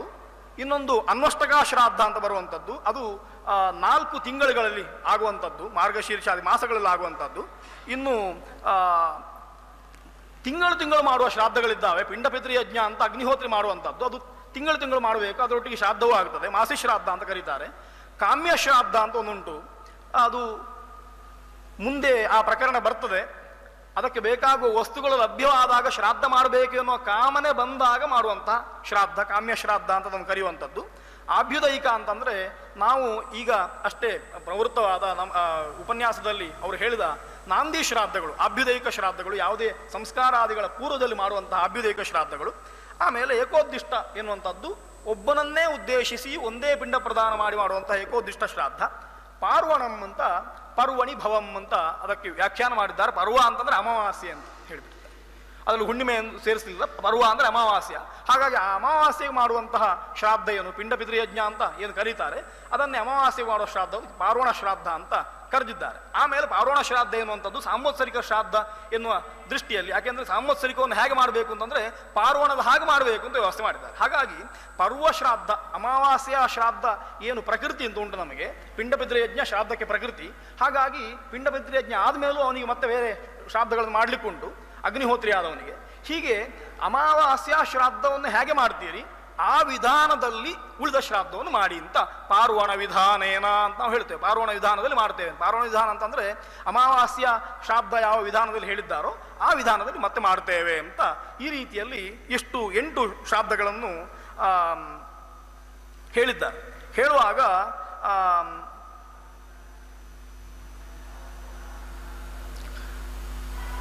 ಹೇಗೆ ಮಾಡಬೇಕು ಎನ್ನುವ ವಿಷಯವನ್ನು ಹೇಳಿ ಶ್ರಾದ್ದಕ್ಕೊಂದಿಷ್ಟು ನಿಯಮಗಳನ್ನು ಹೇಳಿದ್ದಾರೆ. ಸತ್ಕ್ರಿಯ ದೇಶಕಾಲವು ಚ ಶೌಚಂ ಬ್ರಾಹ್ಮಣ ಸಂಪದಂ ಪಂಚೈತಾನ್ ವಿಸ್ತರೋಹಂತಿ ತಸ್ಮಾನ್ ನೇಹೇತ ವಿಸ್ತರಂ ಅಂತ ಶ್ರಾದ್ದದಲ್ಲಿ ವಿಸ್ತಾರವನ್ನು ಮಾಡುವುದು ಬೇಡ ಅಂತ. ಅಂದರೆ ನಿಮಗೆ ಹೇಳಿದಂತಹ ಕ್ರಿಯೆಗಳೇ ಒಂದಿಷ್ಟು 4 ಗಂಟೆಗೆ 5 ಗಂಟೆಗೆ ಸಾಕಾಗುವಷ್ಟುಂಟು. ಇನ್ನೂ ಅದರಲ್ಲಿ ಒಂದಷ್ಟು ವಿಸ್ತಾರಗಳನ್ನು ಮಾಡ್ತಾ ಹೋದರೆ ಪ್ರಧಾನವಾದ ಕ್ರಿಯೆ ಗೌಣವಾಗ್ತದೆ. ಉದಾಹರಣೆಗೆ ಬ್ರಾಹ್ಮಣರನ್ನು ವರ್ಣ ಮಾಡಿ ಅವರನ್ನು ಕ್ಷಣ ಮಾಡಿದ ಮೇಲೆ ಭೋಜನಕ್ಕೆ ಬರಬೇಕು, ಕಾಲದಲ್ಲಿ ಉಪಸ್ಥಿತರಿರಬೇಕು ಅಂತ ಅವರಿಗೊಂದು ಸಮಯವನ್ನು ಹೇಳಿದ ಮೇಲೆ ಅವರು ಆ ಕಾಲಕ್ಕೆ ಬಂದಿರ್ತಾರೆ ಅಂತ ಎಣಿಸುವ. ನಾವು ವಿಳಂಬ ಮಾಡಿ ಬೇರೆ ಕ್ರಿಯೆಗಳನ್ನು ಅದಕ್ಕೆ ಸೇರಿಸಿಕೊಂಡು ಅದನ್ನು ವಿಸ್ತಾರ ಮಾಡ್ತಾ ಹೋದರೆ ಭೋಜನ ಕಾಲ ಎನ್ನುವಂಥದ್ದು ಮೀರಿದರೆ ಅವರಿಗೆ ಅತೃಪ್ತಿ ಆಗ್ತದೆ. ಅದಕ್ಕೋಸ್ಕರ ಕಾಲ ಮೀರಬಾರ್ದು ಅಂತಂದರೆ ಅತಿಥಿಗಳನ್ನು ಅಥವಾ ಬ್ರಾಹ್ಮಣರನ್ನು ಕಮ್ಮಿ ಸಂಖ್ಯೆಯಲ್ಲಿ ಇಟ್ಟುಕೊಳ್ಬೇಕು ಅಂತ. ಎಷ್ಟು ಹೇಳಿದ್ದಾರೆ ಅಷ್ಟು ಮಾತ್ರ ಇಟ್ಕೊಳ್ಬೇಕು. ಜಾಸ್ತಿ ಇಟ್ಕೊಂಡ್ರೆ ಅಷ್ಟು ಜನಕ್ಕೆ ಉಪಚಾರ ಮಾಡ್ತಾ ಬರುವಾಗ ಅದು ವಿಸ್ತಾರವಾಗ್ತದೆ. ಆ ದೃಷ್ಟಿಯಿಂದ ಅದನ್ನೂ ಕೂಡ ನೋಡಬೇಕು ಅಂತ ಹೇಳಿ ಇಷ್ಟನ್ನು ನೋಡಬೇಕಂತೆ. ಸತ್ಕ್ರಿಯೆಯನ್ನು ನೋಡಬೇಕು, ದೇಶಕಾಲಗಳನ್ನು ಪರೀಕ್ಷೆ ಮಾಡಬೇಕು, ಶೌಚವನ್ನು ನೋಡಿಕೊಳ್ಬೇಕು, ಆಮೇಲೆ ಬ್ರಾಹ್ಮಣ ಸಂಪತ್ತನ್ನು ನೋಡಿಕೊಳ್ಬೇಕು. ಬ್ರಾಹ್ಮಣರು ಲಭ್ಯವಾಗುತ್ತಾರೋ ಇಲ್ಲವೋ ಅಂತಲೂ ನೋಡಿಕೊಳ್ಬೇಕು. ಅದಕ್ಕೋಸ್ಕರ ಪರೀಕ್ಷೆ ಮಾಡಿ ಬ್ರಾಹ್ಮಣರನ್ನು ವರ್ಣ ಮಾಡಬೇಕು. ಇದಿಷ್ಟನ್ನು ನೋಡಬೇಕು. ಹಾಗಾಗಿ ಈ ಇಷ್ಟನ್ನು ವಿಸ್ತರೋ ಹಂತಿ ಅಂತ ನೀವು ಇಷ್ಟು ವ್ಯವಸ್ಥೆಗಳಿಗೆ ಒಂದು ಕ್ರಿಯೆ ಮಾಡಬೇಕು ಅಂತ ಎಣಿಸಿಕೊಂಡ್ರೆ ಆ ಕ್ರಿಯೆ ಪೂರ್ಣ ಆಗಬೇಕಾದ್ರೆ ನೀವೊಂದು ಚೌಕಟ್ಟನ್ನು ಹಾಕೊಳ್ಳೇಬೇಕಾಗ್ತದೆ. ದೇಶಕಾಲಗಳು ಅಷ್ಟೇ, ಅದು ನಿತ್ಯಕ್ಕೆ ವ್ಯತ್ಯಾಸ ಆಗ್ತಾ ಇರುವಂಥದ್ದು. ನಾನು ಇಲ್ಲಿದ್ದರೆ ನನಗಿದು ದೇಶ, ನಾನು ಮತ್ತೊಂದು ಕಡೆಗೆ ಹೋದರೆ ನಾಳೆ ನನಗೆ ದೇಶ ವ್ಯತ್ಯಾಸ ಆಗ್ತದೆ. ಪ್ರದೇಶ ಅಂತ ಅರ್ಥ ದೇಶ ಎನ್ನುವುದಕ್ಕೆ. ಕಾಲ ಎನ್ನುವಂಥದ್ದು ನಾವು ಇದ್ದಲ್ಲೇ ವ್ಯತ್ಯಾಸ ಆಗ್ತಾ ಇರ್ತದೆ. ಹಾಗಾಗಿ ಆಮೇಲೆ ಶೌಚ ಎನ್ನುವಂಥದ್ದು, ಇವತ್ತು ನಾನು ಶುದ್ಧನಾಗಿದ್ದೇನೆ, ನಾಳೆ ಒಂದು ಅಶೌಚ ಆಪಚಿತವಾದರೆ ಶ್ರಾದ್ದ ಭಂಗವಾಗ್ತದೆ, ಮಾಡಲಿಕ್ಕೆ ಆಗೋದಿಲ್ಲ. ಅದನ್ನು ನೋಡಿಕೊಳ್ಬೇಕು. ಆಮೇಲೆ ಬ್ರಾಹ್ಮಣ ಸಂಪದಂ, ಬ್ರಾಹ್ಮಣರನ್ನು ಒಟ್ಟು ಮಾಡುವಿಕೆ, ಬ್ರಾಹ್ಮಣರ ಲಬ್ಧಿ, ಅದು ಕೂಡ ಮುಖ್ಯವಾದ್ದು. ಈ 5 ಕೂಡ ವಿಸ್ತಾರ ಮಾಡ್ತಾ ಹೋದರೆ ನಿಮಗೆ ಕೆಲಸ ಮಾಡಲಿಕ್ಕೆ ಕಷ್ಟ ಆಗ್ತದೆ. ಯೋಗ್ಯವಾದ ದೇಶ ಬೇಕು ಅಂತ ದೇಶದಿಂದ ದೇಶಕ್ಕೆ ತಿರುಗ್ತಾ ಇರುವಂಥದ್ದು, ಯೋಗ್ಯವಾದ ಕಾಲ ಬೇಕು ಅಂತ ಪ್ರತಿಯೊಂದಕ್ಕೂ ಮುಹೂರ್ತವನ್ನು ನೋಡ್ತಾ ಇರುವಂಥದ್ದು. ಶ್ರಾದ್ದಕ್ಕೆ ಕಾಲ ಹೇಳುವಾಗ ಕೆಲವು ದಿನಗಳನ್ನು ಹೇಳಿದ್ದಾರೆ, ಇಂತಹ ದಿನವೇ ಶ್ರಾದ್ದ ಮಾಡಬೇಕು ಅಂತ. ನಾವಿವತ್ತು ಇಲ್ಲಿ ಮಾತಾಡ್ತಾ ಇರುವಂಥದ್ದು ಸಾಮಾನ್ಯವಾಗಿ ಸಾಂವತ್ಸರಿಕ ಶ್ರಾದ್ದ ಅಂತ ಇಟ್ಟುಕೊಳ್ಳುವ. ಅದನ್ನು ಇಟ್ಟುಕೊಂಡ್ರೆ ಅದಕ್ಕೆ ನಿಶ್ಚಿತವಾದ ಒಂದು ದಿನ ಇರ್ತದೆ, ಅದೇ ದಿವಸದಲ್ಲಿ ಮಾಡ್ತೇವೆ, ತಿಥಿ ಅಂತ ಇರ್ತದೆ ಅಂತ. ಬೇರೆ ಶ್ರಾದ್ದಗಳಿದ್ದಾವೆ, ಅವುಗಳಿಗೆ ಹಾಗಲ್ಲ. ಅವುಗಳಿಗೆ ಇಂಥ ದಿವಸಗಳಲ್ಲಿ ಮಾಡಬಹುದು ಅಂತ ಬೇರೆ ಬೇರೆ ದಿವಸಗಳನ್ನು ವಿಧಾನ ಮಾಡಿದ್ದಾರೆ. ಮಹಾಲಯಾದಿಗಳನ್ನು ಹೇಳುವಾಗ ಜನ್ಮ ನಕ್ಷತ್ರದಲ್ಲಿ ಮಾಡಬಾರ್ದು ಅಂತ ಹೇಳಿದ ವಚನಗಳಿದ್ದಾವೆ. ಕರ್ತೃವಿನ ಜನ್ಮ ತ್ರಿಜನ್ಮ ನಕ್ಷತ್ರಗಳಲ್ಲಿ ಮಾಡಬಾರ್ದು ಅಂತ ಉಂಟು. ಆ ರೀತಿಯ ವ್ಯವಸ್ಥೆ ಎಲ್ಲ ಇರುವುದರಿಂದ ಅವುಗಳನ್ನು ನೋಡಬೇಕು. ಅವುಗಳನ್ನು ನೋಡ್ತಾ ಹೋದರೆ ಶ್ರಾದ್ದ ಮಾಡಲಿಕ್ಕೆ ಆಗುವುದಿಲ್ಲ. ಅದೇ ರೀತಿಯಲ್ಲಿ ನಾನು ಶುದ್ಧ ಇದ್ದೇನೋ ಇಲ್ಲವೋ ಎನ್ನುವ ಶೌಚವನ್ನು ಕೂಡ ಅದಕ್ಕೊಂದು ಮಿತಿ ಹಾಕ್ಕೊಳ್ಬೇಕಷ್ಟೇ. ಅದಕ್ಕೋಸ್ಕರ ಆ ವ್ಯವಸ್ಥೆ ಮಾಡಿದ್ದು ಸಬಿಂಡರು, ಅಂತಃಸಬಿಂಡರು, ಬಹಿಸಬಿಂಡರು ಅಂತ ಮಾಡಿಕೊಂಡದ್ದು, ಶೋಧಕರು ಅಂತ ಮಾಡಿಕೊಂಡದ್ದು ಆ ವ್ಯವಸ್ಥೆ. ಅದನ್ನು ನೋಡಿಕೊಳ್ಬೇಕು ಅಂತ. ಹೀಗೆ ಈ ಎಲ್ಲ ವ್ಯವಸ್ಥೆಯನ್ನು ನೋಡಿಕೊಂಡು ಪ್ರಾಚೀನರು ಯಾವ ರೀತಿ ಉಪದೇಶ ಮಾಡಿದ್ದಾರೆ ಆ ರೀತಿಯಲ್ಲಿ ಶ್ರಾದ್ದ ಮಾಡಬೇಕು. ಹಾಗೆ ಮಾಡಿದರೆ ಅದು ವಿಸ್ತಾರ ಎನ್ನುವಂತಹ ಅಥವಾ ವಿಸ್ತಾರ ಎನ್ನುವಂತಹ ದೋಷ ಇದನ್ನು ತೊಂದರೆ ಮಾಡುವುದಿಲ್ಲ. ಆ ಮೂಲವಾದ ಮಾಡಲಿಕ್ಕೆ ಹೊರಟಂತಹ ಕೆಲಸ ಪೂರ್ಣವಾಗಿ ಆಗುತ್ತದೆ ಎನ್ನುವಂಥ ವಿಚಾರವನ್ನು ಹೇಳಿದ್ದಾರೆ ಪ್ರಾಚೀನರು. ಹಾಗಾಗಿ ಕಾಲವನ್ನು ವಿಧಾನ ಮಾಡಿದ್ದಾರೆ. ದೇಶಕಾಲಗಳನ್ನು ನೋಡಬೇಕು ಅಂತ ಹೇಳಿದ್ರಿಂದ ಕಾಲ ಯಾವುದು ಅಂತ ಪ್ರಸಿದ್ಧವಾಗಿ ನಮಗೆ ಬರುವಂಥದ್ದು ಶ್ರಾದ್ದದಲ್ಲಿ ಕುತಪ ಕಾಲದಲ್ಲಿ ಮಾಡಬೇಕು ಶ್ರಾದ್ದ ಅಂತ. ಕುತಪ ಅಂದರೆ ಯಾವುದು? ಹಾಗಾದರೆ ಕುತಪ ಅಂದರೆ ಎಷ್ಟು ಗಂಟೆಯಿಂದ ಎಷ್ಟು ಗಂಟೆವರೆಗೆ? ಕುತಪ ಎನ್ನುವ ಶಬ್ದಕ್ಕೆ ಅರ್ಥ ಏನು ಅಂತ ವಿಚಾರ ಮಾಡಿದರೆ ಸ್ಕಂದ ಮತ್ತು ವಾಯುಪುರಾಣಗಳಲ್ಲಿ ವಚನಗಳಿದ್ದಾವೆ, ಸ್ಮೃತಿ ಗ್ರಂಥಗಳಲ್ಲೂ ಈ ವಚನಗಳಿದ್ದಾವೆ. ಕುಂ ಯತ್ರ ಗೋಪತಿ ಗೋಭಿ ಕಾರ್ಸ್ನೇನ ತಪತಿ ಕ್ಷಣೆ ಸ ಕಾಲ ಕುತಪೋಜ್ಞೇಯ ತತ್ರ ದತ್ತಂ ಮಹಾಫಲಂ. ಕುತಪ ಅಂತಂದ್ರೆ ಕು ಅಂತಂದ್ರೆ ಭೂಮಿ. ಭೂಮಿಯನ್ನು ಸೂರ್ಯ ಬಿಸಿ ಮಾಡಬೇಕು. ಈ ಭೂಮಿ ಅನ್ನುವಂಥದ್ದು ಸರಿಯಾಗಿ ಬಿಸಿ ಆಗಬೇಕು. ಅದು ಹೇಗೆ ಅಂತಂದ್ರೆ ಗೋಪತಿ ಗೋಭಿ ಕಾರ್ಸ್ನೇನ ತಪತಿ. ತನ್ನ ಕಿರಣಗಳಿಂದ ಸೂರ್ಯ ಆ ಭೂಮಿಯಲ್ಲಿರುವಂತಹ ಮೇಲಿರುವ ತೇವಾಂಶವನ್ನು ಪೂರ್ತಿ ಹೀರಿಕೊಂಡು ಅದನ್ನು ಬಿಸಿ ಆಗುವ ಹಾಗೆ ಮಾಡಬೇಕು. ಹಾಗೆ ಮಾಡಿದರೆ ಆ ಕ್ಷಣಕ್ಕೆ ಆ ಕಾಲಕ್ಕೆ ಕುತಪ ಅಂತ ಹೆಸರು. ಹಾಗಾಗಿ ಅಂತಹ ಕಾಲದಲ್ಲೇ ಶ್ರಾದ್ದವನ್ನು ಮಾಡಬೇಕು. ಯಾಕೆ ಅಂತಂದರೆ ಶ್ರಾದ್ದದಲ್ಲಿ ಪ್ರಧಾನವಾದ ಒಂದೊಂದು ಅಂಶ ಪಿಂಡ ಪ್ರದಾನ. ಪಿಂಡ ಪ್ರದಾನ ಎಲ್ಲಿ ಮಾಡಬೇಕು ಅಂತಂದರೆ ಸಾಮಾನ್ಯ ನೆಲದ ಮೇಲೆ, ಮಣ್ಣಿನ ನೆಲದ ಮೇಲೆ ಬರ್ಹಿಸ್ಸನ್ನು ಹರಡಿಯೇ ಮಾಡಬೇಕು ಅಂತ ವಿಧಾನ ಇರುವುದು. ನಾವಿವತ್ತು ಗ್ರಾನೈಟ್ ಹಾಕಿ ಶಿಲಾತಲದಲ್ಲಿ ಮಾಡ್ತೇವೆ, ಉಪ್ಪರಿಗೆಯಲ್ಲಿ ಮಾಡ್ತೇವೆ, ಅಥವಾ ಎಲ್ಲಿಯೋ ಹೀಗೆ ಅನೇಕ ಕೆಲಸಗಳು ಮಾಡುವ ವ್ಯವಸ್ಥೆಗಳುಂಟು. ಅದರ ಶ್ರಾದ್ದವನ್ನು ವಿಧಾನ ಮಾಡುವಾಗ ಭೂವಂ ಪ್ರೋಕ್ಷ್ಯ, ಭೂ ಎನ್ನುವಂಥದ್ದು ಅದು ಮಣ್ಣೆ ಅಂತ ಅರ್ಥ. ಅದಕ್ಕೆ ಸೆಗಣಿ ಸಾರಿಸಿರಬೇಕು. ಸೆಗಣಿ ಸಾರಿಸಿದ ಮಣ್ಣಿನಲ್ಲಿಯೇ ಶ್ರಾದ್ದ ಮಾಡಬೇಕು, ಬರ್ಹಿಸ್ಸನ್ನು ಹರಡಿ ಅಂತ ಅರ್ಥ. ಅದು ಆ ಸುಖ ಒಂದು ಬೇರೆ ಆಯ್ತಾ. ನೀವೇ ಆಲೋಚನೆ ಮಾಡಿ, ಸೆಗಣಿ ಸಾರಿಸಿದ ಅಂಗಳದಲ್ಲಿ ಒಂದು ಹೋಮ ಮಾಡುವುದೋ ಪುಣ್ಯಾಹ ಮಾಡುವುದೋ ಸಂಸ್ಕಾರಗಳನ್ನು ಮಾಡುವಾಗ ಆಗುವ ಆನಂದ ಒಂದು ಹಾಲ್ನಲ್ಲಿ ಕಲ್ಯಾಣ ಮಂಟಪದಲ್ಲಿ ಮಾಡಿದರೆ ಆಗೋದಿಲ್ಲ. ಅದಕ್ಕೊಂದು ವ್ಯವಸ್ಥೆ ಉಂಟು. ಶುಭ ಕರ್ಮಗಳಿಗಾದಾಗ ತೋರಣ ಕಟ್ಟಿರ್ತಾರೆ. ಆ ರಂಗವಲ್ಲಿ ನಾವು ಹಾಕುವ ಸ್ತಂಡಿಲಾದಿಗಳು ಅತ್ಯಂತ ಸುಂದರವಾಗಿಯೂ ಕಾಣ್ತದೆ. ಈ ದೃಷ್ಟಿಯಲ್ಲಿ ಮಣ್ಣಿನಲ್ಲಿಯೇ ಮಾಡಬೇಕು ಅಂತ ವಿಧಾನ ಮಾಡಿದ್ದಾರೆ. ಎಲ್ಲ ಕಡೆಯಲ್ಲಿ ಭೂಮಿಯಲ್ಲಿ ಅಂತ ಹೇಳಿದ್ದಾರೆ. ಭೂಮಿ ಅನ್ನುವಂಥದ್ದು ಸಾಮಾನ್ಯವಾಗಿ ಬ್ರಾಹ್ಮಣ ಗೃಹಗಳಲ್ಲಿ ಭೂಮಿ ಅಂತಂದರೆ ಮಣ್ಣನ್ನು ಸೆಗಣಿ ನೀರು ಹಾಕಿ ಅರೆದು ಮಾಡಿದಂತಹ ಹಳೆಯ ಸಾಂಪ್ರದಾಯಿಕವಾದ ಗೃಹಗಳಲ್ಲಿ ಕಂಡುಬರುವ, ಇವತ್ತು ಕೆಲವು ಕಡೆ ಇರುವ ಭೂಮಿ. ಇವತ್ತು ಬಹುತೇಕ ಹೋಗಿ ಸಿಮೆಂಟ್ ಹಾಕಿ ಕಾವಿ ಹಾಕಿದ ಭೂಮಿಗಳು ಕಾಣಸಿಗ್ತದೆ. ಆದರೆ ಭೂಮಿಯಲ್ಲಿಯೇ ಅಂತ ಹೇಳಿದ್ದಾರೆ. ಈ ಭೂಮಿ ಆದರೆ ಬಿಸಿ ಆಗ್ತದೆ, ಬೇರೆ ಭೂಮಿಗಳು ಬಿಸಿ ಆಗೋದು ನಮಗೆ ಗೊತ್ತಾಗೋದಿಲ್ಲ. ಹಾಗಾಗಿ ಇಂತಹ ಭೂಮಿಯಲ್ಲಿ ಶ್ರಾದ್ದ ಮಾಡಬೇಕು. ಕುತಪ ಎನ್ನುವ ಶಬ್ದಕ್ಕೆ ಅರ್ಥ ಮಾಡಿದರೆ, ಕುಹು ತಪ್ಯತೆ ಅಂತ ಅರ್ಥ ಮಾಡಿದರೆ ಆ ಕಾಲ ಕುತಪ ಅಂತ ಆಗಬೇಕಾದ್ರೆ ಭೂಮಿ ಬಿಸಿಯಾಗಬೇಕು ಅಂತ ಅರ್ಥ. ಇನ್ನು ಸಮಯ ಹೇಳಿದ್ದಾರೆ. ಹಾಗಾದ್ರೆ ಎಷ್ಟು ಗಂಟೆ ಅಂತ ಇಟ್ಕೊಳ್ಳೋದು. ನೀವು ಸಾಮಾನ್ಯ ಭೂಮಿ ಬಿಸಿ ಆಗಬೇಕು ಅಂತ ಹೇಳಿದ್ದೀರಿ, ಮೋಡ ಆಚ್ಛಾದಿತವಾಗಿದೆ, ಬಿಸಿಲೇ ಬರಲಿಲ್ಲ, ನೆರಳೇ ಉಂಟು, ಬಿಸಿಯೇ ಆಗಲಿಲ್ಲ, ಹಾಗಾದ್ರೆ ಬಿಸಿ ಅಂತ ಮಾತ್ರ ಇಟ್ಟುಕೊಳ್ಳೋಣವೇ ಈ ಶಬ್ದಕ್ಕೆ ಅರ್ಥ ಅಂತಂದ್ರೆ ಹಾಗಲ್ಲ. ಅದನ್ನು ಔಪಚಾರಿಕವಾಗಿ ಹೇಳಿದ್ದು ಈ ಹೊತ್ತು ಅಂತ ಹೇಳಿದ್ದಾರೆ. ಅದಕ್ಕೆ ನಾನು ಹೇಳಿದ ಹಿಂದಿನ ಮಾತು ಉತ್ತರವಾಗ್ತದೆ. ಕುತಪ ಅಂತಂದ್ರೆ ಕೇವಲ ಭೂಮಿ ಬಿಸಿ ಆಗುವುದು ಮಾತ್ರ ಅಲ್ಲ, ಭೂಮಿ ಬಿಸಿಯಾದ ಹಾಗೆ ಹೊಟ್ಟೆಯೂ ಖಾಲಿ ಆಗ್ತದೆ, ಒಳಗಿನ ಜಾಠರಾಗ್ನಿಯೂ ಕೂಡ ಬಿಸಿ ಆಗ್ತದೆ. ಅದು ಇನ್ನು ಬೇಕು ಅಂತ ಕೇಳ್ತದೆ. ಆ ಹೊತ್ತಿಗೆ ಹೊಟ್ಟೆಯ ಒಳಗಿನ ಉದರ ಭೂಮಿಯು ಅದು ಬಿಸಿಯಾಗ್ತದೆ, ಅದು ತಪ್ಯತೆ. ಹಾಗಾಗಿ ಆ ಹೊತ್ತಿಗೆ ಶ್ರಾದ್ದ ಮಾಡಬೇಕು ಅಂತಂದ್ರೆ ಬ್ರಾಹ್ಮಣ ಕೇಳಿ ಹಾಕ್ಕೊಳ್ಬೇಕು ಅಂತ ಇರುವುದು. ಅಪೇಕ್ಷಿತಂ ಯಾಚಿತವ್ಯಂ ಭೋಕ್ತವ್ಯಂ ಸ್ವಸ್ಥ ಮಾನಸೈಹಿ ಅಂತ ಮೊದಲೇ ಯಜಮಾನ ಪ್ರಾರ್ಥನೆ ಮಾಡ್ತಾನೆ, ಬೇಕಾದ್ದನ್ನು ಕೇಳಿ ಹಾಕ್ಕೊಳ್ಳಿ ಅಂತ. ಅಂದರೆ ಅವರು ಪುಷ್ಟಿಯಿಂದ ಊಟ ಮಾಡಬೇಕು ಅಂತ ಅರ್ಥ, ದಾಕ್ಷಿಣ್ಯ ಮಾಡಲಿಕ್ಕಿಲ್ಲ ಅಂತ ಅರ್ಥ. ಹಾಗಾಗಿ ಅವ್ರಿಗೆ ಎಷ್ಟು ಬೇಕೋ ಅಷ್ಟು ತಿನ್ನಬೇಕು ಅಂತ. ಹಾಗಿರುವುದರಿಂದ ಆ ಕಾಲ ಅದಕ್ಕೆ ಅನುಗುಣವಾಗಿ ಬರ್ತದೆ ಅಂತ ಗೊತ್ತಾಗ್ತದೆ. ಇನ್ನು ಕುತಪವನ್ನು ನಿರ್ಣಯ ಮಾಡಿದ್ದಾರೆ. ಕುತಪ ಕಾಲ ಅಂತ ಹೇಳಿದ್ದಾರಲ್ಲ, ಕಾಲವನ್ನು ಹೇಗೆ ನೋಡುವುದು ಅಂತಂದ್ರೆ ಒಂದು ನಿರ್ಣಯ ಕೊಟ್ಟಿದ್ದಾರೆ. ಮುಹೂರ್ತಾತ್ ಸಪ್ತಮಾದೂರ್ಧ್ವಂ ಮುಹೂರ್ತಾನ್ ನವಮಾದಧಃ ಸ ಕಾಲ ಕುತಪೋಜ್ಞೇಯ ಪಿತೃಣಾಂ ದತ್ತಮಕ್ಷಯಂ ಅಂತ. ಈ ದಿನವನ್ನು 15, 15, 30 ಮುಹೂರ್ತ ಅಂತ ಮಾಡಿದ್ದಾರೆ. 60 ಗಳಿಗೆ ಅಂತ ಆದ್ರಿಂದ ಮುಹೂರ್ತಂ ಘಟಿಕಾದ್ವಯಂ ಅಂತ ಇರುವುದರಿಂದ 60 ಗಳಿಗೆಯನ್ನು ಎರಡೆರಡರ ಹಾಗೆ ಪಾಲು ಮಾಡಿದರೆ 30 ಮುಹೂರ್ತಗಳ ಲಭ್ಯವಾಗ್ತದೆ. ಮುಹೂರ್ತ ಅಂದರೆ ಇಲ್ಲಿ ಪ್ರೋಕ್ತವಾದಂತಹ ಜ್ಯೋತಿಷಿಗಳಿಂದ ಹೇಳಲ್ಪಟ್ಟಂತಹ ಸಮೀಚೀನವಾದ ಕಾಲ ಎನ್ನುವುದಕ್ಕಿಂತ ಹೊರತಾಗಿ 2 ಗಳಿಗೆಯ ವ್ಯಾಪ್ತವಾದ ಕಾಲ ಅಂತ ಅಷ್ಟು ಮಾತ್ರ ಅರ್ಥ ಮಾಡುವ. ಯಾಕೆಂತಂದ್ರೆ ಮುಹೂರ್ತಾದಿಗಳು ಬರುವಂಥದ್ದು ಇದು ಕುತಪವೂ ಒಂದು ಮುಹೂರ್ತವೇ. ಆದರೆ ಮುಹೂರ್ತ ಎನ್ನುವ ಶಬ್ದಕ್ಕೆ ಸಾಮಾನ್ಯವಾಗಿ ನಾವು ಕೇಳಿದ ಕೂಡಲೇ ಅರ್ಥ ಮಾಡ್ತೇವೆ, ಒಳ್ಳೆಯ ಲಗ್ನ, ಒಳ್ಳೆಯ ಮುಹೂರ್ತ, ಶುಭ ಮುಹೂರ್ತ ಅಂತ ಮಾಡ್ತೇವೆ. ಶ್ರಾದ್ದಕ್ಕೆ ಶುಭ ಮುಹೂರ್ತ ಅಂತ ಒಂದಿಲ್ಲ. ಹಾಗಾಗಿ ಕುತಪವೇ ಮುಹೂರ್ತ ಶ್ರಾದ್ದಕ್ಕೆ.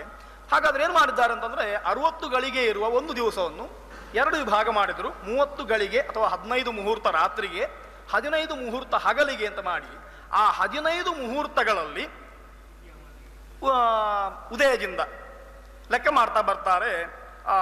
ಸಪ್ತಮಾದೂರ್ಧ್ವಂ ನವಮಾದಧಃ 7ನೇ ಮುಹೂರ್ತ ಅಂದರೆ 14 ಗಳಿಗೆ ನಂತರ ಅಂತ ಅರ್ಥ. ಆಮೇಲೆ 9ನೇ ಮುಹೂರ್ತದ ಒಳಗೆ, 7ನೇ ಮುಹೂರ್ತ ಆರಂಭಿಸಿ 9ನೇ ಮುಹೂರ್ತದ ಒಳಗೆ 15 ಮುಹೂರ್ತ ಉಂಟು. ಮತ್ತೆ ಪುನಃ 10, 11, 12, 13, 14, 15 ಅಂತ ಬೇರೆ ಉಂಟು. ಈ ಮುಹೂರ್ತಗಳಲ್ಲಿ ಅಲ್ಲ ಆರಂಭ ಮಾಡ್ಲಿಕ್ಕೆ ಹೇಳಿದ್ದು, ಮುಗಿಸ್ಲಿಕ್ಕಲ್ಲ. ಶ್ರಾದ್ದದ ಆರಂಭಕ್ಕೆ ಹೇಳಿದ್ದು ಈ ಕುತಪ ಕಾಲವನ್ನು. ಶ್ರಾದ್ದವನ್ನು ಮುಗಿಸುವಂಥದ್ದು ಅದು ಸಾಯಂಕಾಲಕ್ಕೆ ಅತ್ಯಂತ ಸಮೀಪವಾಗುವ ಹೊತ್ತಿಗೆ ಮುಗಿಸಬಾರದು ಅಂತ ವಚನಗಳಿರುವುದರಿಂದ ಅಲ್ಲಿವರೆಗೆ ಎಳೀಬಹುದು ಅಂತ ಅರ್ಥ. ಅಂದರೆ ಬ್ರಾಹ್ಮಣರಿಗೆ ಗಡಿಬಿಡಿ ಮಾಡಿ ಊಟ ಹಾಕ್ಲಿಕ್ಕಿಲ್ಲ. ಆದಷ್ಟು ಪಕ್ಕ ಊಟ ಮಾಡಬೇಕು, ನನಗೆ ತಡ ಆಗ್ತದೆ ಅಂತ ತಪ್ಪಿಯೂ ಕೂಡ ಕರ್ತರು ಹೇಳಲಿಕ್ಕಿಲ್ಲ. ಅವರು ಎಷ್ಟು ಸಮಯ ತಗೊಳ್ತಾರೋ ಅಷ್ಟು ಹೊತ್ತು ಅವರಿಗೋಸ್ಕರ ಕೊಟ್ಟು ಅದೆಲ್ಲ ಆದಮೇಲೆ ಮತ್ತೆ ಪಿಂಡ ಪ್ರದಾನ ಮಾಡುವಂಥದ್ದು. ಆದ್ದರಿಂದ ಅದನ್ನು ಇಷ್ಟು ಸಮಯದಲ್ಲಿ ಮುಗಿಸ್ತೇನೆ ಅಂತ ಹೇಳಲಿಕ್ಕಾಗುವುದಿಲ್ಲ. ಮತ್ತೆ ಬೇರೆ ಪ್ರಯೋಗಗಳನ್ನು ನೋಡಿದರೆ, ಬೇರೆ ಸೂತ್ರಕಾರರ ಆಶಯದಲ್ಲಿ ಶ್ರಾದ್ದಗಳು ತುಂಬ ದೀರ್ಘವಾಗಿಯೂ ಆಗ್ತದೆ. ಆಶ್ವಲಾಯನರಿಗೆ ಸ್ವಲ್ಪ ಶ್ರಾದ್ದ ಕಮ್ಮಿ ಸಮಯದಲ್ಲಾದರೆ, ಬೋಧಾಯನರಿಗೆ ಹೋಮ ಇತ್ಯಾದಿಗಳು ಇರುವುದರಿಂದ ಮತ್ತು ಅದೆಲ್ಲ ಜಯಾದಿ ಪುರಸರವಾಗಿ ಇರುವುದರಿಂದ ಅದು ತುಂಬ ದೀರ್ಘವಾಗಿಯೂ ಆಗುತ್ತದೆ ಎನ್ನುವ ದೃಷ್ಟಿಯಿಂದ ಅದಕ್ಕೆ ಸಮಯಗಳನ್ನು ನಿಗದಿ ಮಾಡಲಿಲ್ಲ, ಇಷ್ಟೇ ಸಮಯದಲ್ಲಿ ಮುಗಿಬೇಕು ಅಂತ. ಆದರೆ ಆರಂಭಕ್ಕೆ ಸಮಯವನ್ನು ಹೇಳಿದ್ದಾರೆ. ಹೀಗೆ 7ನೇ ಮುಹೂರ್ತ ಆರಂಭಿಸಿ 9ನೇ ಮುಹೂರ್ತದ ಒಳಗೆ 9ನೇ ಮುಹೂರ್ತಕ್ಕೆ ಮುಗಿಯುವ ಹಾಗೆ ಈ ಸಮಯದಲ್ಲಿ ಶ್ರಾದ್ದದ ಆರಂಭವನ್ನು ಮಾಡಬೇಕು. ಸಕಾಲಃ ಕುತಪೋಜ್ಞೇಯ ಅಂತ ಕುತಪ ಶಬ್ದಕ್ಕೆ ಮತ್ತೊಂದು ವ್ಯಾಖ್ಯಾನ ಮಾಡಿದರು. ಕುತಪ ಅಂತಂದರೆ ಕೇವಲ ಭೂಮಿ ಬಿಸಿಯಾಗುತ್ತದೆ ಅಂತ ಮಾತ್ರ ಅರ್ಥ ಅಲ್ಲ. ಬೆಳಗ್ಗಿನ 7ನೇ ಮುಹೂರ್ತದಿಂದ ಆರಂಭಿಸಿ 9ನೇ ಮುಹೂರ್ತದ ಒಳಗಿರುವಂತಹ ಕಾಲವನ್ನು ಕೂಡ ನಾವು ಕುತಪ ಅಂತ ಪರಿಗ್ರಹ ಮಾಡ್ತೇವೆ ಅಂತ. ಆದದ್ರಿಂದ ಆ ಹೊತ್ತಿನಲ್ಲಿ ಶ್ರಾದ್ದ ಮಾಡಬೇಕು. ಸಕಾಲಃ ಕುತಪೋಜ್ಞೇಯ ಪಿತೃಗಳಾಂ ದತ್ತಂ ಅಕ್ಷಯಂ. ಯಾಕೆ ಕುತಪದಲ್ಲಿ ಮಾಡಬೇಕು ಅನ್ನೋದಕ್ಕೆ ಇನ್ನೊಂದು ಕಾರಣ, ಬ್ರಾಹ್ಮಣರಿಗೆ ತೃಪ್ತಿ ಆಗ್ತದೆ ಅನ್ನುವಂಥ ಕಾರಣ ಲೌಕಿಕವಾದ ನಮಗೆ ಅನುಭವಕ್ಕೆ ಬರುವಂಥದ್ದು. ನಮ್ಮ ಅನುಭವಕ್ಕೆ ಬಾರದೇ ಇರುವಂಥದ್ದು, ಶಾಸ್ತ್ರ ಹೇಳುವಂಥದ್ದು ಅತೀಂದ್ರಿಯವಾದಂಥದ್ದು ಪಿತೃಗಳಿಗೆ ಆ ಹೊತ್ತಿಗೆ ಕೊಟ್ಟದ್ದು ಅಕ್ಷಯ್ಯವಾಗಿ ಲಭ್ಯವಾಗುತ್ತದೆ ಅಂತ ಅರ್ಥ. ಅವರಿಗೆ ನಮಗೆ ವರ್ಷಕ್ಕೊಂದು ದಿನ ಅಂತ ಆದರೆ ಅವರಿಗೆ ನಿತ್ಯ ಅಂತ ಅರ್ಥ. ಆ ದೃಷ್ಟಿಯಿಂದ ಅವರಿಗೆ ನಾವು ಕೊಟ್ಟಂಥದ್ದು ಅದು ಖಾಲಿ ಆಗುವುದಿಲ್ಲ, ಕ್ಷಯವಾಗದೆ ಅವರಿಗೆ ಲಭ್ಯವಾಗ್ತದೆ. ಅವರಿಗೆ ಕೊಟ್ಟಂಥದ್ದು ನಾವು ಹೆಚ್ಚಾಗ್ತದೆ ಅಂತ ಅರ್ಥ. ಅಂದರೆ ಅದರ ಫಲ ನಮಗೆ ಅಕ್ಷಯ್ಯವಾಗಿ ಪಿತೃಗಳಿಗೆ ಕೊಟ್ಟರೆ ಫಲ ನಮಗಾದ್ದರಿಂದ ನಮ್ಮ ಉದ್ದೇಶದಿಂದ ಈ ಕಾಲದಲ್ಲಿ ಮಾಡಿ ಅಂತ ಹೇಳಿದ್ದು. ಹಾಗಾಗಿ ಪಿತೃಗಳಿಗೆ ಸ್ವಲ್ಪ ಕೊಟ್ಟರು ಹೆಚ್ಚು ಕೊಟ್ಟರು ಅವರಿಗೆ ಅದರಿಂದ ಬರೋ ಸಂತೋಷ ಅನ್ನುವಂಥದ್ದು ಒಂದೇ ರೀತಿಯಾಗಿರ್ತದೆ, ಅವರು ದೇವತೆಗಳಾದ್ರಿಂದ. ಹಾಗಾಗಿ ಅಂತಹ ಹೊತ್ತಿನಲ್ಲಿ ಪಿತೃಗಣಾಂ ದತ್ತಂ ಅಕ್ಷಯ ಅಂತ ಹೇಳಿದ್ದಾರೆ. ಇನ್ನು ಅದನ್ನು ವಿಭಾಗ ಮಾಡಿದ್ದಾರೆ. ನಾನು ಹಿಂದೆ ಹೇಳಿದ್ದನ್ನು, ಅನ್ನೋ ಮುಹೂರ್ತಾ ವಿಖ್ಯಾತಾ ದಶ ಪಂಚಚ ಸರ್ವದಾ ತತ್ರ ಅಷ್ಟಮೋ ಮುಹೂರ್ತೋ ಯಹ ಸಕಾಲಃ ಕುತಪ ಸ್ಮೃತಃ. ಕುತಪವನ್ನು ಮತ್ತೆ ಪರಿಷ್ಕಾರ ಮಾಡಿಕೊಂಡು ಬಂದರು. ನಾನು ಹೇಳಿದ 3 ವಾಕ್ಯಗಳನ್ನು ನೋಡಿ, ಮೊದಲನೇ ವಾಕ್ಯ ಎನ್ನುವಂಥದ್ದು ಕೇವಲ ಭೂಮಿ ಬಿಸಿಯಾಗ್ತದೆ ಅಂತ ಹೇಳಿದ್ದು. 2ನೇ ವಾಕ್ಯದಲ್ಲಿ ಹೇಳಿದ್ದು ಏನು ಅಂತಂದರೆ 7ನೇ ಮುಹೂರ್ತದಿಂದ ಆರಂಭಿಸಿ 9ನೇ ಮುಹೂರ್ತದ ಒಳಗಿರುವಂಥ ಸಮಯದಲ್ಲಿ ಅಂತ ಹೇಳಿದ್ದು. ಪುನಃ ಅದನ್ನು ಪರಿಷ್ಕಾರ ಮಾಡ್ತಾರೆ, 8ನೇ ಮುಹೂರ್ತಕ್ಕೆ ಮಾಡಿ. ಹೀಗೆ ಅಂದರೆ ಅನಂತರ ಬಂದ ವಚನಗಳು ಅಥವಾ ಋಷಿ ವಚನಗಳು ನೋಡಿದರೆ ಮತ್ತೆ ಪರಿಷ್ಕಾರ ಮಾಡ್ತಾ ಬರ್ತಾರೆ, ಒಂದು ವಸ್ತುನಿಷ್ಠವಾದ ವ್ಯವಸ್ಥೆಯನ್ನು ಕೊಡ್ತಾ ಹೋಗ್ತಾರೆ. ಅವರು ಹೇಳ್ತಾರೆ, ಅನ್ನೋ ಮುಹೂರ್ತಾ ವಿಖ್ಯಾತಾ ದಶ ಪಂಚಚ ಸರ್ವದ. ಹಗಲಿಗೆ 15 ಮುಹೂರ್ತಗಳು, 10 + 5. ಅದರಲ್ಲಿ ತತ್ರ ಅಷ್ಟಮೋ ಮುಹೂರ್ತೋ ಯಹ ಸಕಾಲ ಕುತಪ ಸ್ಮೃತ. 8ನೇ ಮುಹೂರ್ತ ಎನ್ನುವಂಥದ್ದು ಕುತಪ ಅಂತ ಕರೆಯಲ್ಪಡ್ತದೆ. ಆ ಹೊತ್ತಿಗೆ ಮಾಡಬೇಕು ಅಂತ. ಅದನ್ನು ನೀವು ತೀರ್ಮಾನ ಮಾಡಬೇಕಾದ್ರೆ ದಿವಾಮಾನವನ್ನು 15ರಿಂದ ಭಾಗಿಸಿ ಮತ್ತೆ ಅದನ್ನು ಒಂದೊಂದು ಇಡ್ತಾ ಬಂದು 8ನೇ ಮುಹೂರ್ತ ಯಾವುದು ಅಂತ ನೋಡಿ ವಿಭಾಗ ಮಾಡಬೇಕು, ಕಾಲವನ್ನು ನಿರ್ಣಯ ಮಾಡಬೇಕಾಗ್ತದೆ. ಯಾಕೆಂತಂದ್ರೆ ಸೂರ್ಯೋದಯ ಸೂರ್ಯಾಸ್ತಗಳು ಅದು ಪ್ರತಿಯೊಂದು ದಿನಕ್ಕೂ ವ್ಯತ್ಯಾಸ ಆಗ್ತಾ ಇರುವುದರಿಂದ ಆ ಮುಹೂರ್ತವೇ ಸಿಗಬೇಕಾದ್ರೆ ಮುಹೂರ್ತದಲ್ಲೂ ಕೂಡ ಆ ಕ್ಷಣ ಸಾಧನೆ ಉಂಟಲ್ಲ, ಇದೇ ಕ್ಷಣ ಅಥವಾ ಇದೇ ನಿಮೇಷ ಸಾಧನೆ ಅಂತ ಉಂಟಲ್ಲ, ಅದು ತುಂಬ ಸೂಕ್ಷ್ಮವಾಗ್ತಾ ಹೋಗ್ತದೆ. ಮುಹೂರ್ತವನ್ನು ಹೇಳುವಾಗಲೂ ಕೂಡ ಮುಹೂರ್ತದಲ್ಲಿ 10 ಗಂಟೆಯಿಂದ 10:15 ಮುಹೂರ್ತ ಅಂತಂದರೆ ಅರ್ಧ ಗಂಟೆಯಲ್ಲಿ ಯಾವ ಹೊತ್ತು ಮತ್ತೆ ಪುನಃ ಪ್ರಶ್ನೆ ಬರ್ತದೆ. ಅದಕ್ಕೂ ಪುನಃ ಸಾಧನೆ ಮಾಡ್ತಾ ಹೋಗಿದ್ದಾರೆ, ಅದನ್ನು ಪೂರ್ತಿ ನೋಡ್ತಾ ಹೋಗಿದ್ದಾರೆ. ಸಾಧನೆ ಮಾಡೋದು ಕಷ್ಟ ಉಂಟು, ಆದರೆ ಪ್ರಾಚೀನ ದೃಷ್ಟಿ ತ್ರುಟಿಯವರೆಗೂ ಹೋಗಿದೆ ಅಂತ ಆದದ್ರಿಂದ ಅವರು ಅದನ್ನು ನೋಡ್ತಾರೆ. ಕ್ಷಣ ಲವ ತ್ರುಟಿ ಅಂತ ವ್ಯತ್ಯಾಸ ಮಾಡ್ತಾ ಹೋಗಿದ್ದಾರೆ, ಸೂಕ್ಷ್ಮ ಮಾಡ್ತಾ ಹೋಗಿದ್ದಾರೆ, ನಮ್ಮ ಯಂತ್ರಗಳಿಗೂ ಮಾಡಲಿಕ್ಕೆ ಕಷ್ಟ ಆಗುವಷ್ಟು. ಹಾಗಾಗಿ ಅಂತಹ ಮುಹೂರ್ತದಲ್ಲಿ 8ನೇ ಮುಹೂರ್ತ ಅಂತ ಹೇಳಿದ್ದಾರೆ. ಇನ್ನು ಆಮಶ್ರಾದ್ದಂತೂ ಪೂರ್ವಾಹ್ನೆ ಪ್ರಾತಃ ವೃದ್ಧಿ ನಿಮಿತ್ತಕಂ ಅಂತ ಶಾತಾದ ವಚನ ಉಂಟು. ಶ್ರಾದ್ದವನ್ನು ಕುತಪದಲ್ಲೇ ಮಾಡಬೇಕು ಅಂತ ಹೇಳಿದ್ದು ಅದು ಪಾರ್ವಣ ಶ್ರಾದ್ದ ಅಂತ ಕರೆಯುವ ಅಥವಾ ಬ್ರಾಹ್ಮಣ ಭೋಜನ ಸಹಿತವಾಗಿ ಮಾಡುವ ಈ ಶ್ರಾದ್ದಗಳನ್ನು ಪಾರ್ವಣ ಶ್ರಾದ್ದ ಅಂತ ಇಟ್ಕೊಳ್ಳುವ, ಅದನ್ನು ಕುತಪದಲ್ಲೇ ಮಾಡಬೇಕು ಅಂತ ಹೇಳಿತ್ತು. ಆಮಶ್ರಾದ್ದ ಮಾಡ್ತೀರಾದರೆ ಕುತಪದಲ್ಲಿ ಮಾಡಬೇಕು ಅಂತ ನಿಯಮ ಇಲ್ಲ. ಕುತಪದಲ್ಲಿ ಮಾಡಿದ್ರೆ ದೋಷ ಇಲ್ಲ, ಕುತಪದಲ್ಲಿ ಮಾಡಲೇಬೇಕು ಅಂತ ನಿಯಮ ಇಲ್ಲ. ಅದನ್ನು ಪೂರ್ವಾಹ್ನದಲ್ಲೂ ಮಾಡಬಹುದು ಅಂತ ಹೇಳಿದ್ದಾರೆ. ಪೂರ್ವಾಹ್ನ ಅಪರಾಹ್ನ ಅಂತ ದಿನವನ್ನು ವಿಭಾಗ ಮಾಡಿದ್ರಿಂದ ಪೂರ್ವಾಹ್ನದಲ್ಲಿ ಮಾಡಬಹುದು ಅಂತ. ಆಮಶ್ರಾದ್ದ ಎನ್ನುವಂಥದ್ದು ಕೇವಲ ವಸ್ತುಗಳನ್ನು ದಾನ ಮಾಡಿ ಮಾಡುವ ಶ್ರಾದ್ದ ಆದ್ರಿಂದ ಅಲ್ಲಿ ಭೋಜನಕ್ಕೆ ಅವಕಾಶ ಇರುವುದಿಲ್ಲ. ಹಾಗಾಗಿ ಅದನ್ನು ಪೂರ್ವಾಹ್ನ ಮಾಡಬಹುದು, ಅವ ಮಧ್ಯಾಹ್ನ ಭೋಜನವನ್ನು ಬೇರೆ ಕಡೆ ಮಾಡಿಕೊಳ್ತಾನೆ ಅಂತ ಅರ್ಥ, ಮಾಡಿಕೊಳ್ಬೇಕು ಅಂತ ಅರ್ಥ. ಆ ದೃಷ್ಟಿಯಿಂದ ಅದನ್ನು ಪೂರ್ವಾಹ್ನದಲ್ಲಿ ಮಾಡಿ ಅಂತ, ಅಪರಾಹ್ನದಲ್ಲಿ ಮಾಡಲಿಕ್ಕೆ ಹೇಳಲಿಲ್ಲ. ವೃದ್ಧಿಶ್ರಾದ್ದವನ್ನು ಪ್ರಾತಃ ಕಾಲದಲ್ಲಿ ಮಾಡಿ ಅಂತ ಹೇಳಿದ್ದಾರೆ. ವೃದ್ಧಿಶ್ರಾದ್ದಕ್ಕೂ ಬ್ರಾಹ್ಮಣ ಭೋಜನಾದಿಗಳು ಉಂಟು, ಆದರೆ ಅದನ್ನು ಪ್ರಾತಃ ಕಾಲದಲ್ಲಿ ವಿಧಾನ ಮಾಡಿದ್ದಾರೆ. ಯಾಕೆ ಅಂತಂದರೆ ಕೆಲವು ಬಾರಿ ಆಭ್ಯುದೈಕ ಶ್ರಾದ್ದವನ್ನು ಪೂರ್ವೇದ್ಯುಹು ಅಂತ ಹಿಂದಿನ ದಿವಸ ಮಾಡಿ ಆಮೇಲೆ ಗೃಹಯಜ್ಞ ಆಭ್ಯುದೈಕ ಶ್ರಾದ್ದಗಳನ್ನು ಪೂರ್ವದ್ಯುಹು ಮಾಡಿ ಉಪನಯನಗಳನ್ನು ಮತ್ತೆ ಮರುದಿವಸ ಮಾಡಬೇಕು ಅಂತ ವಿಧಾನ ಮಾಡಿದ್ದಾರೆ. ಕೆಲವು ಕಡೆಯಲ್ಲಿ ಆಚಾರಾತ್ ಅದೇ ದಿವಸ ವೃದ್ಧಿಶ್ರಾದ್ದವನ್ನು ಮಾಡಿ ಸಂಸ್ಕಾರಗಳನ್ನು ಮಾಡುವ ಪದ್ಧತಿ ಉಂಟು, ಅಥವಾ ಬೇರೆ ಕೆಲಸ ಮಾಡುವ ಪದ್ಧತಿ ಉಂಟು. ಆ ಹೊತ್ತಿಗಾಗುವಾಗ ಬ್ರಾಹ್ಮಣ ಭೋಜನವನ್ನು ಅಲ್ಲಿ ಗೌಣ ಮಾಡ್ತೇವೆ. ಅಲ್ಲಿಯೂ ಕೂಡ ಆಮ ಇಟ್ಟುಕೊಂಡೇ ವೃದ್ಧಿಶ್ರಾದ್ದವನ್ನು ಮಾಡುವ ಪದ್ಧತಿ ಬಂದಿದೆ. ಆ ದೃಷ್ಟಿಯಿಂದ ನೋಡಿದರೆ ಅದನ್ನು ಪ್ರಾತಃ ಕಾಲ ಅಂತ ಪರಿಷ್ಕಾರ ಮಾಡಿ ಪುನಃ ಬೆಳಿಗ್ಗೆ ಮಾಡಬಹುದು ಅಂತ ಹೇಳಿದ ವಚನಗಳುಂಟು. ಇನ್ನು ಮನುವಿನ ವಚನ ಉಂಟು. ಪೂರ್ವಾಹ್ನೇ ಮಾತೃಕಂ ಶ್ರಾದ್ದಂ ಅಪರಾಹ್ನೇ ಚ ಪಾರ್ವಣಂ ಏಕೋದ್ದಿಷ್ಟಂತು ಮಧ್ಯಾಹ್ನೇ ಪ್ರಾತಃ ವೃದ್ಧಿ ನಿಮಿತ್ತಕಂ ಅಂತ ಪುನಃ ವಚನಗಳು ಬರ್ತದೆ.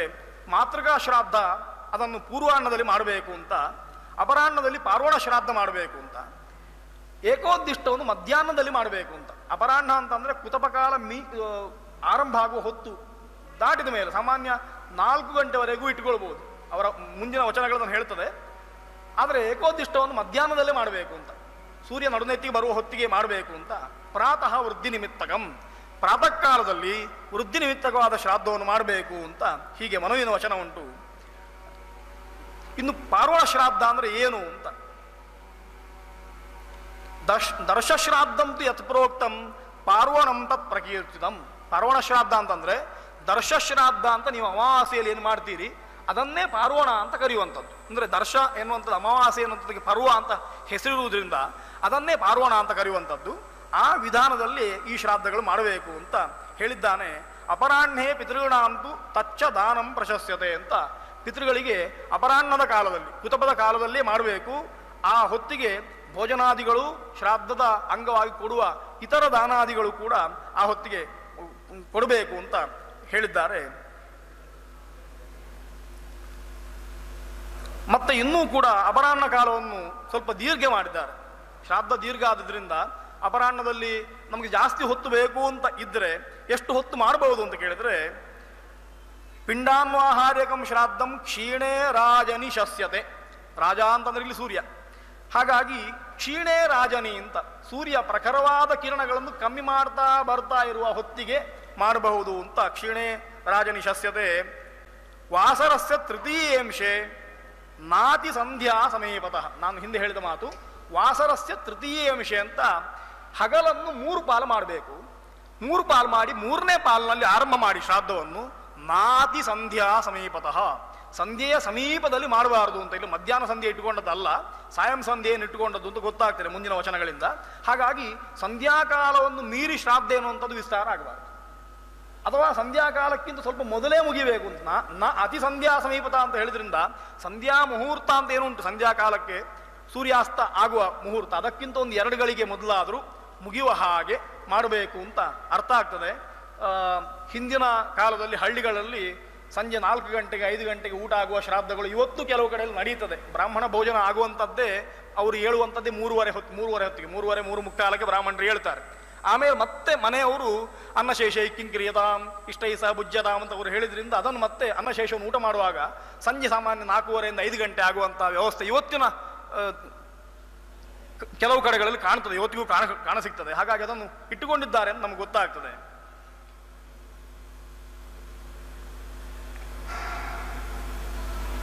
ಇನ್ನು ಆರಂಭ ಮಾಡಲಿಕ್ಕೆ ವ್ಯಾಸರ ವಚನ ಉಂಟು.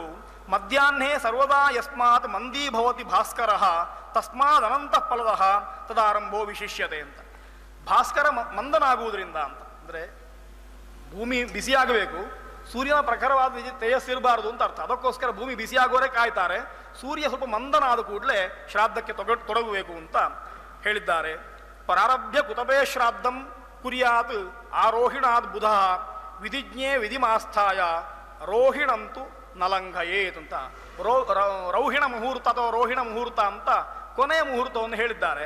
ಆ ಮುಹೂರ್ತವನ್ನು ಲಂಘನ ಮಾಡಲಿಕ್ಕಿಲ್ಲ ಅಂತ, ಅದನ್ನು ಬಿಡಬೇಕು ಅಂತ. ನಾತಿ ಸಂಧ್ಯಾ ಸಮೀಪತ ಅಂತ ಹೇಳಿದ ಹಿಂದಿನ ವಾಕ್ಯದ ಅರ್ಥವೇ ಇಲ್ಲಿಯೂ ಗೊತ್ತಾಗ್ತದೆ. ಹಾಗಾಗಿ ರೋಹಿಣ ಮುಹೂರ್ತವನ್ನು ಲಂಘನ ಮಾಡಿ ಶ್ರಾದ್ದ ಮಾಡಬಾರದು, ಅದಕ್ಕಿಂತ ಒಳಗೆ ಮಾಡಬೇಕು. ಪ್ರಾರಭ್ಯ ಕುತಪೇ ಶ್ರಾದ್ದಂ, ಕುತಪದಲ್ಲೇ ಶ್ರಾದ್ದವನ್ನು ಆರಂಭ ಮಾಡಬೇಕು ಅಂತ ಗೊತ್ತಾಗ್ತದೆ. ಮುಹೂರ್ತಾತ್ ಕುತಪಾದ್ ಊರ್ಧ್ವಂ ಯನ್ ಮುಹೂರ್ತ ಚತುಷ್ಟಯಂ ಮುಹೂರ್ತ ಪಂಚಕಂ ಖೇತತ್ ಸ್ವಧಾಭವನ ಮಿಷ್ಯತೆ ಅಂತ ಈ 5 ಮುಹೂರ್ತಗಳನ್ನು ಶ್ರಾದ್ದಕ್ಕೆ ಹೇಳಿದ್ದಾರೆ ಕುತಪದಲ್ಲಿ. ಮುಹೂರ್ತಾತ್ ಕುತಪಾದ್ ಊರ್ಧ್ವಂ, ಕುತಪ ಎನ್ನುವಂಥದ್ದು ಅದು 7ನೇ ಮುಹೂರ್ತ ಅಂತ ನಾನು ಆಗ ಹೇಳಿದೆ. ಆಮೇಲೆ ಅದನ್ನು ಸೇರಿಸಿಕೊಂಡು 5 ಮುಹೂರ್ತಗಳು 7, 8, 9, 10, 11 ಎನ್ನುವ 5 ಮುಹೂರ್ತಗಳನ್ನು ಕುತಪವನ್ನು ಬಿಟ್ಟು 4 ಮುಹೂರ್ತಗಳು, ಕುತಪ ಸೇರಿದ್ರೆ 5 ಮುಹೂರ್ತ ಆಗ್ತದೆ.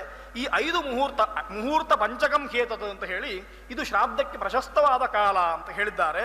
ಸ್ವದಾ ಭವನ ಮಿಷ್ಯತೆ ಹೇಳಿ ಇದಕ್ಕೆ ಸ್ವದಾಭವನ ಅಂತ ಹೆಸರನ್ನು ಕೂಡ ಹೇಳಿದ್ದಾರೆ. ಪಿತೃಗಳು ಇದರಲ್ಲಿ ಸ್ವಚ್ಛಂದವಾಗಿ ಇಲ್ಲಿ ಬಂದು ಶ್ರಾದ್ದವನ್ನು ಸ್ವೀಕಾರ ಮಾಡಿಕೊಳ್ತಾರೆ ಈ ಮುಹೂರ್ತದಲ್ಲಿ ಅಂತ ಹೇಳಿದ್ದಾರೆ.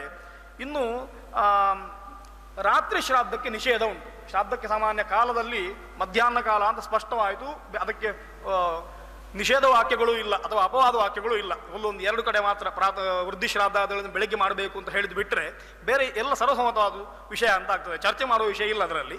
ಆದರೆ ರಾತ್ರಿ ಶ್ರಾದ್ದಕ್ಕೆ ನಿಷೇಧ ಮಾಡಿದ್ದಾರೆ. ಕೆಲವು ಬಾರಿ ಶುರು ಮಾಡುವಾಗ ಸಂಜೆ ಆಯಿತು, ತಡ ಆಯಿತು ಅಂತ ಹೇಳಿ ರಾತ್ರಿ ಮಾಡಬಹುದಾ ಅಂತ ಕೇಳಿದ್ರೆ ರಾತ್ರಿ ಶ್ರಾದ್ದವನ್ನು ಮಾಡಬಾರದು ಅಂತ ಹೇಳಿದ್ದಾರೆ. ರಾತ್ರವು ಶ್ರಾದ್ದನ್ನ ಕುರ್ವೀತ ರಾಕ್ಷಸೀ ಕೀರ್ತಿದಾಹಿಸ ಸಂಧ್ಯೆಯೋ ಉಭಯೋಶ್ಚೈವ ಸೂರ್ಯೇ ಚೈವ ಅಚಿರೋಜಿತೇ ಅಂತ ಮನು ಮತ್ತು ಶಾತಾತ ಇಬ್ಬರು ಕೂಡ ಈ ವಿಷಯವನ್ನು ಹೇಳಿದ್ದಾರೆ. ರಾತ್ರಿಯಲ್ಲಿ ಶ್ರಾದ್ದವನ್ನು ಮಾಡಬಾರದು ಅಂತ. ರಾತ್ರಿ ಶ್ರಾದ್ದ ಮಾಡುವ ಪ್ರಸಂಗ ಯಾವಾಗ ಬರ್ತದೆ ಅಂತ ಅನಿವಾರ್ಯವಾದರೆ ಬರಬಹುದು ಅಂತ. ಕೆಲವು ಬಾರಿ ಅಂಥದ್ದಾಗ್ತದೆ.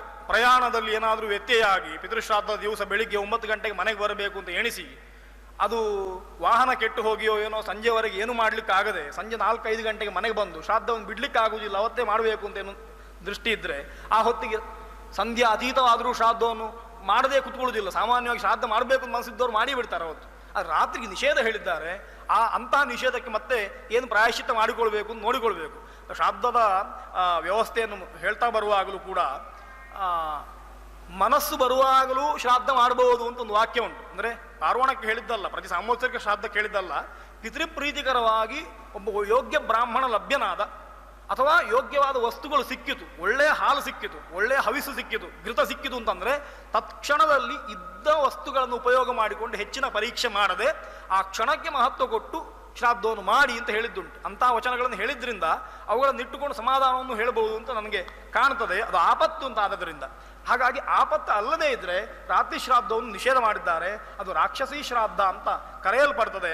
ಅಂತಹ ಮುಹೂರ್ತದಲ್ಲಿ ಶ್ರಾದ್ದವನ್ನು ಮಾಡಬಾರದು ಅಂತ ಹೇಳಿ ಸಂಧ್ಯೆಯೋ ಉಭಯೋಶ್ಚೈವ ಅಂತ 2 ಸಂಧ್ಯೆಗಳನ್ನು ನಿಷೇಧ ಮಾಡಿದ್ದಾರೆ. ಪೂರ್ವ ಮತ್ತೆ ಅಪರಾ ಸಂಧ್ಯಾ, ಮಧ್ಯಾಹ್ನ ಸಂಧ್ಯೆಯನ್ನು ಇಟ್ಕೊಳ್ಳಿಲ್ಲ, ಪೂರ್ವ ಮತ್ತೆ ಅಪರ ಎನ್ನುವ 2 ಸಂಧ್ಯೆಗಳನ್ನು ಇಟ್ಟುಕೊಂಡಿದ್ದಾರೆ. ಯಾಕೆಂತಂದ್ರೆ ಕುತಪ ಎನ್ನುವಂಥದ್ದು ಆರಂಭ ಆಗುವುದೇ ಆ ಹೊತ್ತಿಗೆ, ಸಾಮಾನ್ಯ 12-12:30 ಹೊತ್ತಿಗೆ ಆಗುವುದರಿಂದ ಅಂತ. ಅದಕ್ಕೋಸ್ಕರ ಸಂಧ್ಯೆಯೋ ಉಭಯೋಶ್ಚೈವ ಅಂತ 2 ಸಂಧ್ಯೆಗಳಲ್ಲೂ ಶ್ರಾದ್ದವನ್ನು ಮಾಡಬಾರದು ಅಂತ ಸಂಧ್ಯಾಕಾಲದಲ್ಲಿ ನಿಷೇಧ ಮಾಡಿದ್ದಾರೆ. ಅದು ನಿಷೇಧ ಯಾಕೆ ಅಂತಂದ್ರೆ ಪಿಂಡ ಪ್ರದಾನವೂ ಆಗುವುದಿಲ್ಲ, ಭೋಜನವೂ ಆ ಕಾಲದಲ್ಲಿ ಮಾಡಲಿಕ್ಕಿಲ್ಲ, ಭೋಜನವೂ ನಿಷಿದ್ಧ ಸಂಧ್ಯಾಕಾಲದಲ್ಲಿ. ಅದಕ್ಕೋಸ್ಕರ ಅದನ್ನು ನಿಷೇಧ ಮಾಡಿದ್ದಾರೆ ಅಂತ.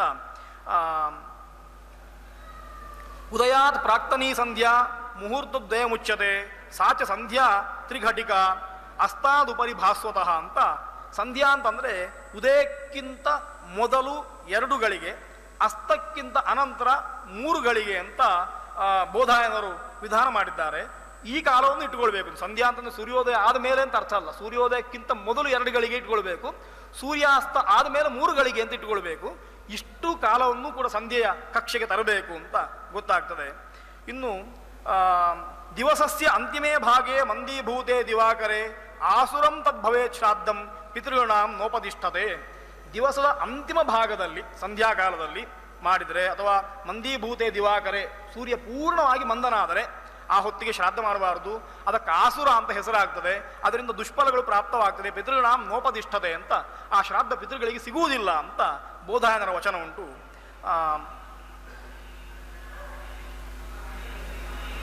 ಪೌರ್ವಾಣಿಕಾಸು ಚೇತ್ ಶ್ರಾದ್ದಂ ದಾತಾಚ ನರಕಂ ವ್ರಜೇತ್ ಅಂತ ಹೇಳಿ ಶ್ರಾದ್ದದ ದಿವಸವನ್ನು ವ್ಯತ್ಯಾಸ ಮಾಡಬಾರದು ಅಂತ ಹೇಳಿದ್ದಾರೆ.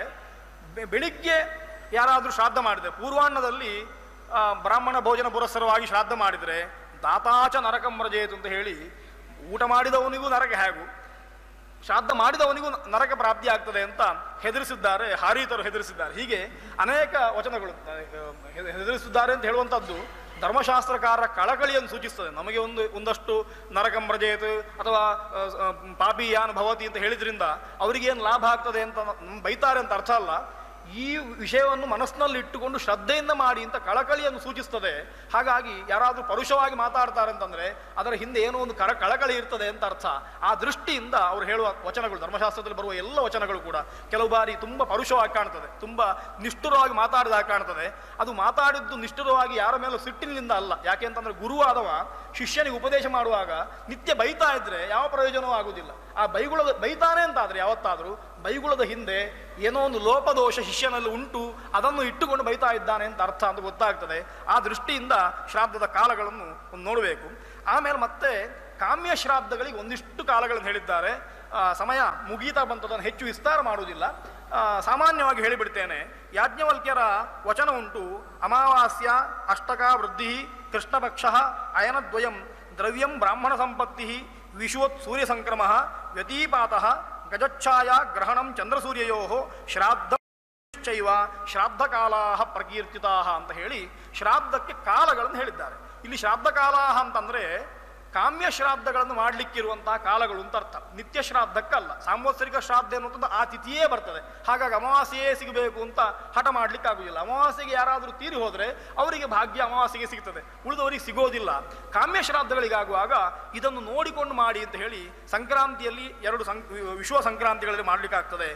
ಗ್ರಹಣ ಕಾಲದಲ್ಲಿ ಶ್ರಾದ್ದ ಮಾಡ್ಲಿಕ್ಕಾಗ್ತದೆ. ಅದನ್ನು ಮತ್ತೆ ಹೇಗೆ ನೋಡುವ. ಗಜಚ್ಛಾಯ ಅಂತ ಒಂದು ಲಕ್ಷಣವನ್ನು ಹೇಳಿದ್ದಾರೆ. ಚಂದ್ರ ಮಖ ನಕ್ಷತ್ರದಲ್ಲಿರಬೇಕು, ಸೂರ್ಯ ಹಸ್ತ ನಕ್ಷತ್ರದಲ್ಲಿರಬೇಕು, ಅದರ ಮಧ್ಯದಲ್ಲಿ ತಿಥಿ ಬರಬೇಕು, ಗಜಚ್ಛಾಯ ಅಂತ ಹೆಸರು ಅಂತ. ಅಂತಹ ಗಜಚ್ಛಾಯ ಎನ್ನುವಂಥದ್ದು ಮುಹೂರ್ತವಾಗ್ತದೆ. ಇದೆಲ್ಲ ಮುಹೂರ್ತಗಳು, ಶ್ರಾದ್ದಕ್ಕೆ ಕಾಲಗಳು ಅಂತ ಹೇಳಿದರೆ. ಅಂತಹ ಕಾಲಗಳಲ್ಲಿ ವಿಶೇಷವಾಗಿ ಶ್ರಾದ್ದ ಮಾಡಬೇಕು. ಫಲ ಅದನ್ನು ಹೆಚ್ಚು ಫಲಗಳನ್ನು ಹೇಳಿದ್ದಾರೆ.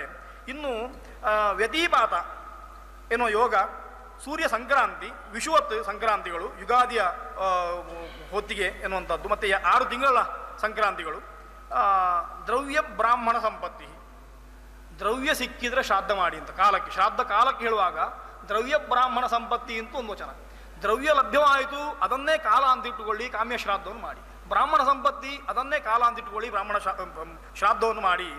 ಇನ್ನು ಕೃಷ್ಣಪಕ್ಷ ಅಮಾವಾಸ್ಯೆ ಎನ್ನುವಂಥದ್ದು ಪ್ರಶಸ್ತ ಅಂತ ಶುಕ್ಲಪಕ್ಷವನ್ನು ತ್ಯಾಗ ಮಾಡಿದ್ದಾರೆ. ಶುಕ್ಲಪಕ್ಷ ದೇವತೆಗಳಿಗೆ ಅಂತ ಇಟ್ಟುಕೊಂಡು ಕೃಷ್ಣಪಕ್ಷ ಅದು ಪಿತೃಪಕ್ಷ ಅಂತ ಹೇಳಿಕೊಂಡು, ಪಿತೃಗಳ ಪಕ್ಷ ಅಂತ ಆದ್ದರಿಂದ ಆ ಪಕ್ಷದಲ್ಲಿ ಶ್ರಾದ್ದವನ್ನು ಮಾಡಿ ಅಂತ ಅನೇಕ ವಿಷಯಗಳನ್ನು ಹೇಳಿದ್ದಾರೆ. ಅದರಲ್ಲಿ ಶ್ರಾದ್ದಂ ಪ್ರತಿ ರುಚಿಶ್ಚೈವ ಶ್ರಾದ್ದ ಕಾಲ ಪ್ರಕೀರ್ತಿತಾ ಅಂತ ಕೊನೆಯ ಮಾತು.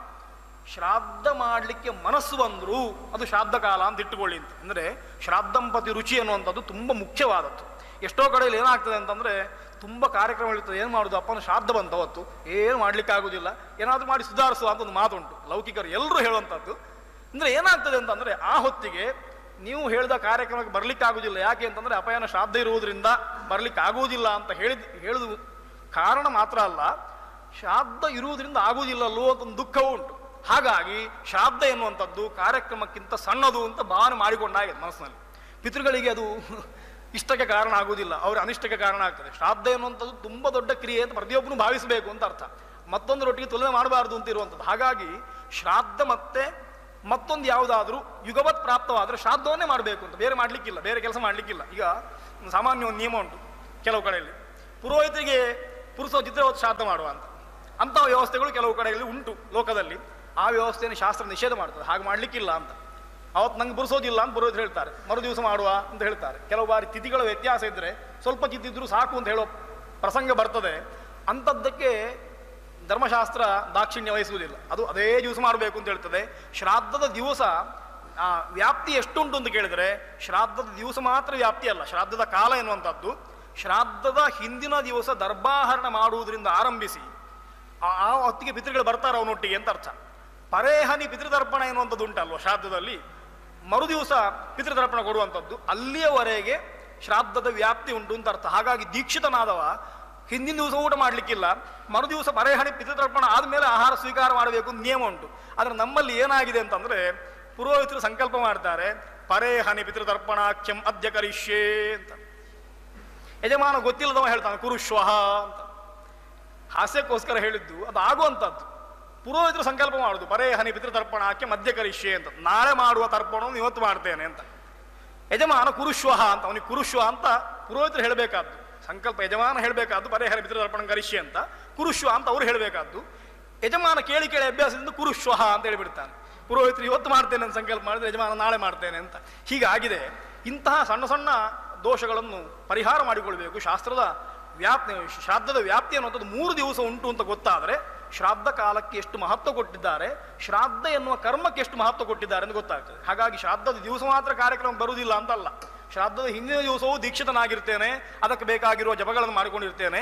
ಶ್ರಾದ್ದದ ಮರುದಿವಸವೂ ಕೂಡ ಆ ಕೆಲಸಗಳನ್ನು ಮುಗಿಸ್ತೇನೆ ಎನ್ನುವಂತಹ ಬಾಧ್ಯತೆ ಯಜಮಾನಿಗುಂಟು ಅಂತ ಅರ್ಥ. ಇದು ಶ್ರಾದ್ದದಲ್ಲಿ ರುಚಿ ಇದ್ರೆ ಮಾತ್ರ ಆಗ್ತದೆ. ಯಾಕೆ ಮಾತು ಹೇಳಿದ್ದು ಅಂತಂದ್ರೆ, ಶ್ರಾದ್ದೇ ಯತ್ರ ರುಚಿ ಅಂತ ಹೇಳಿದ್ರಿಂದ ಶ್ರಾದ್ದದಲ್ಲಿ ಆಸಕ್ತಿ, ಅತ್ಯಾಸಕ್ತಿ ಬೇಕು, ಪಿತೃಗಳ ಬಗ್ಗೆ ಗೌರವ ಬೇಕು. ಅದು ಇದ್ರೆ ಇದನ್ನು ಮಾಡಿಕೊಂಡು ಶ್ರಾದ್ದವನ್ನು ಮಾಡಲಿಕ್ಕಾಗ್ತದೆ.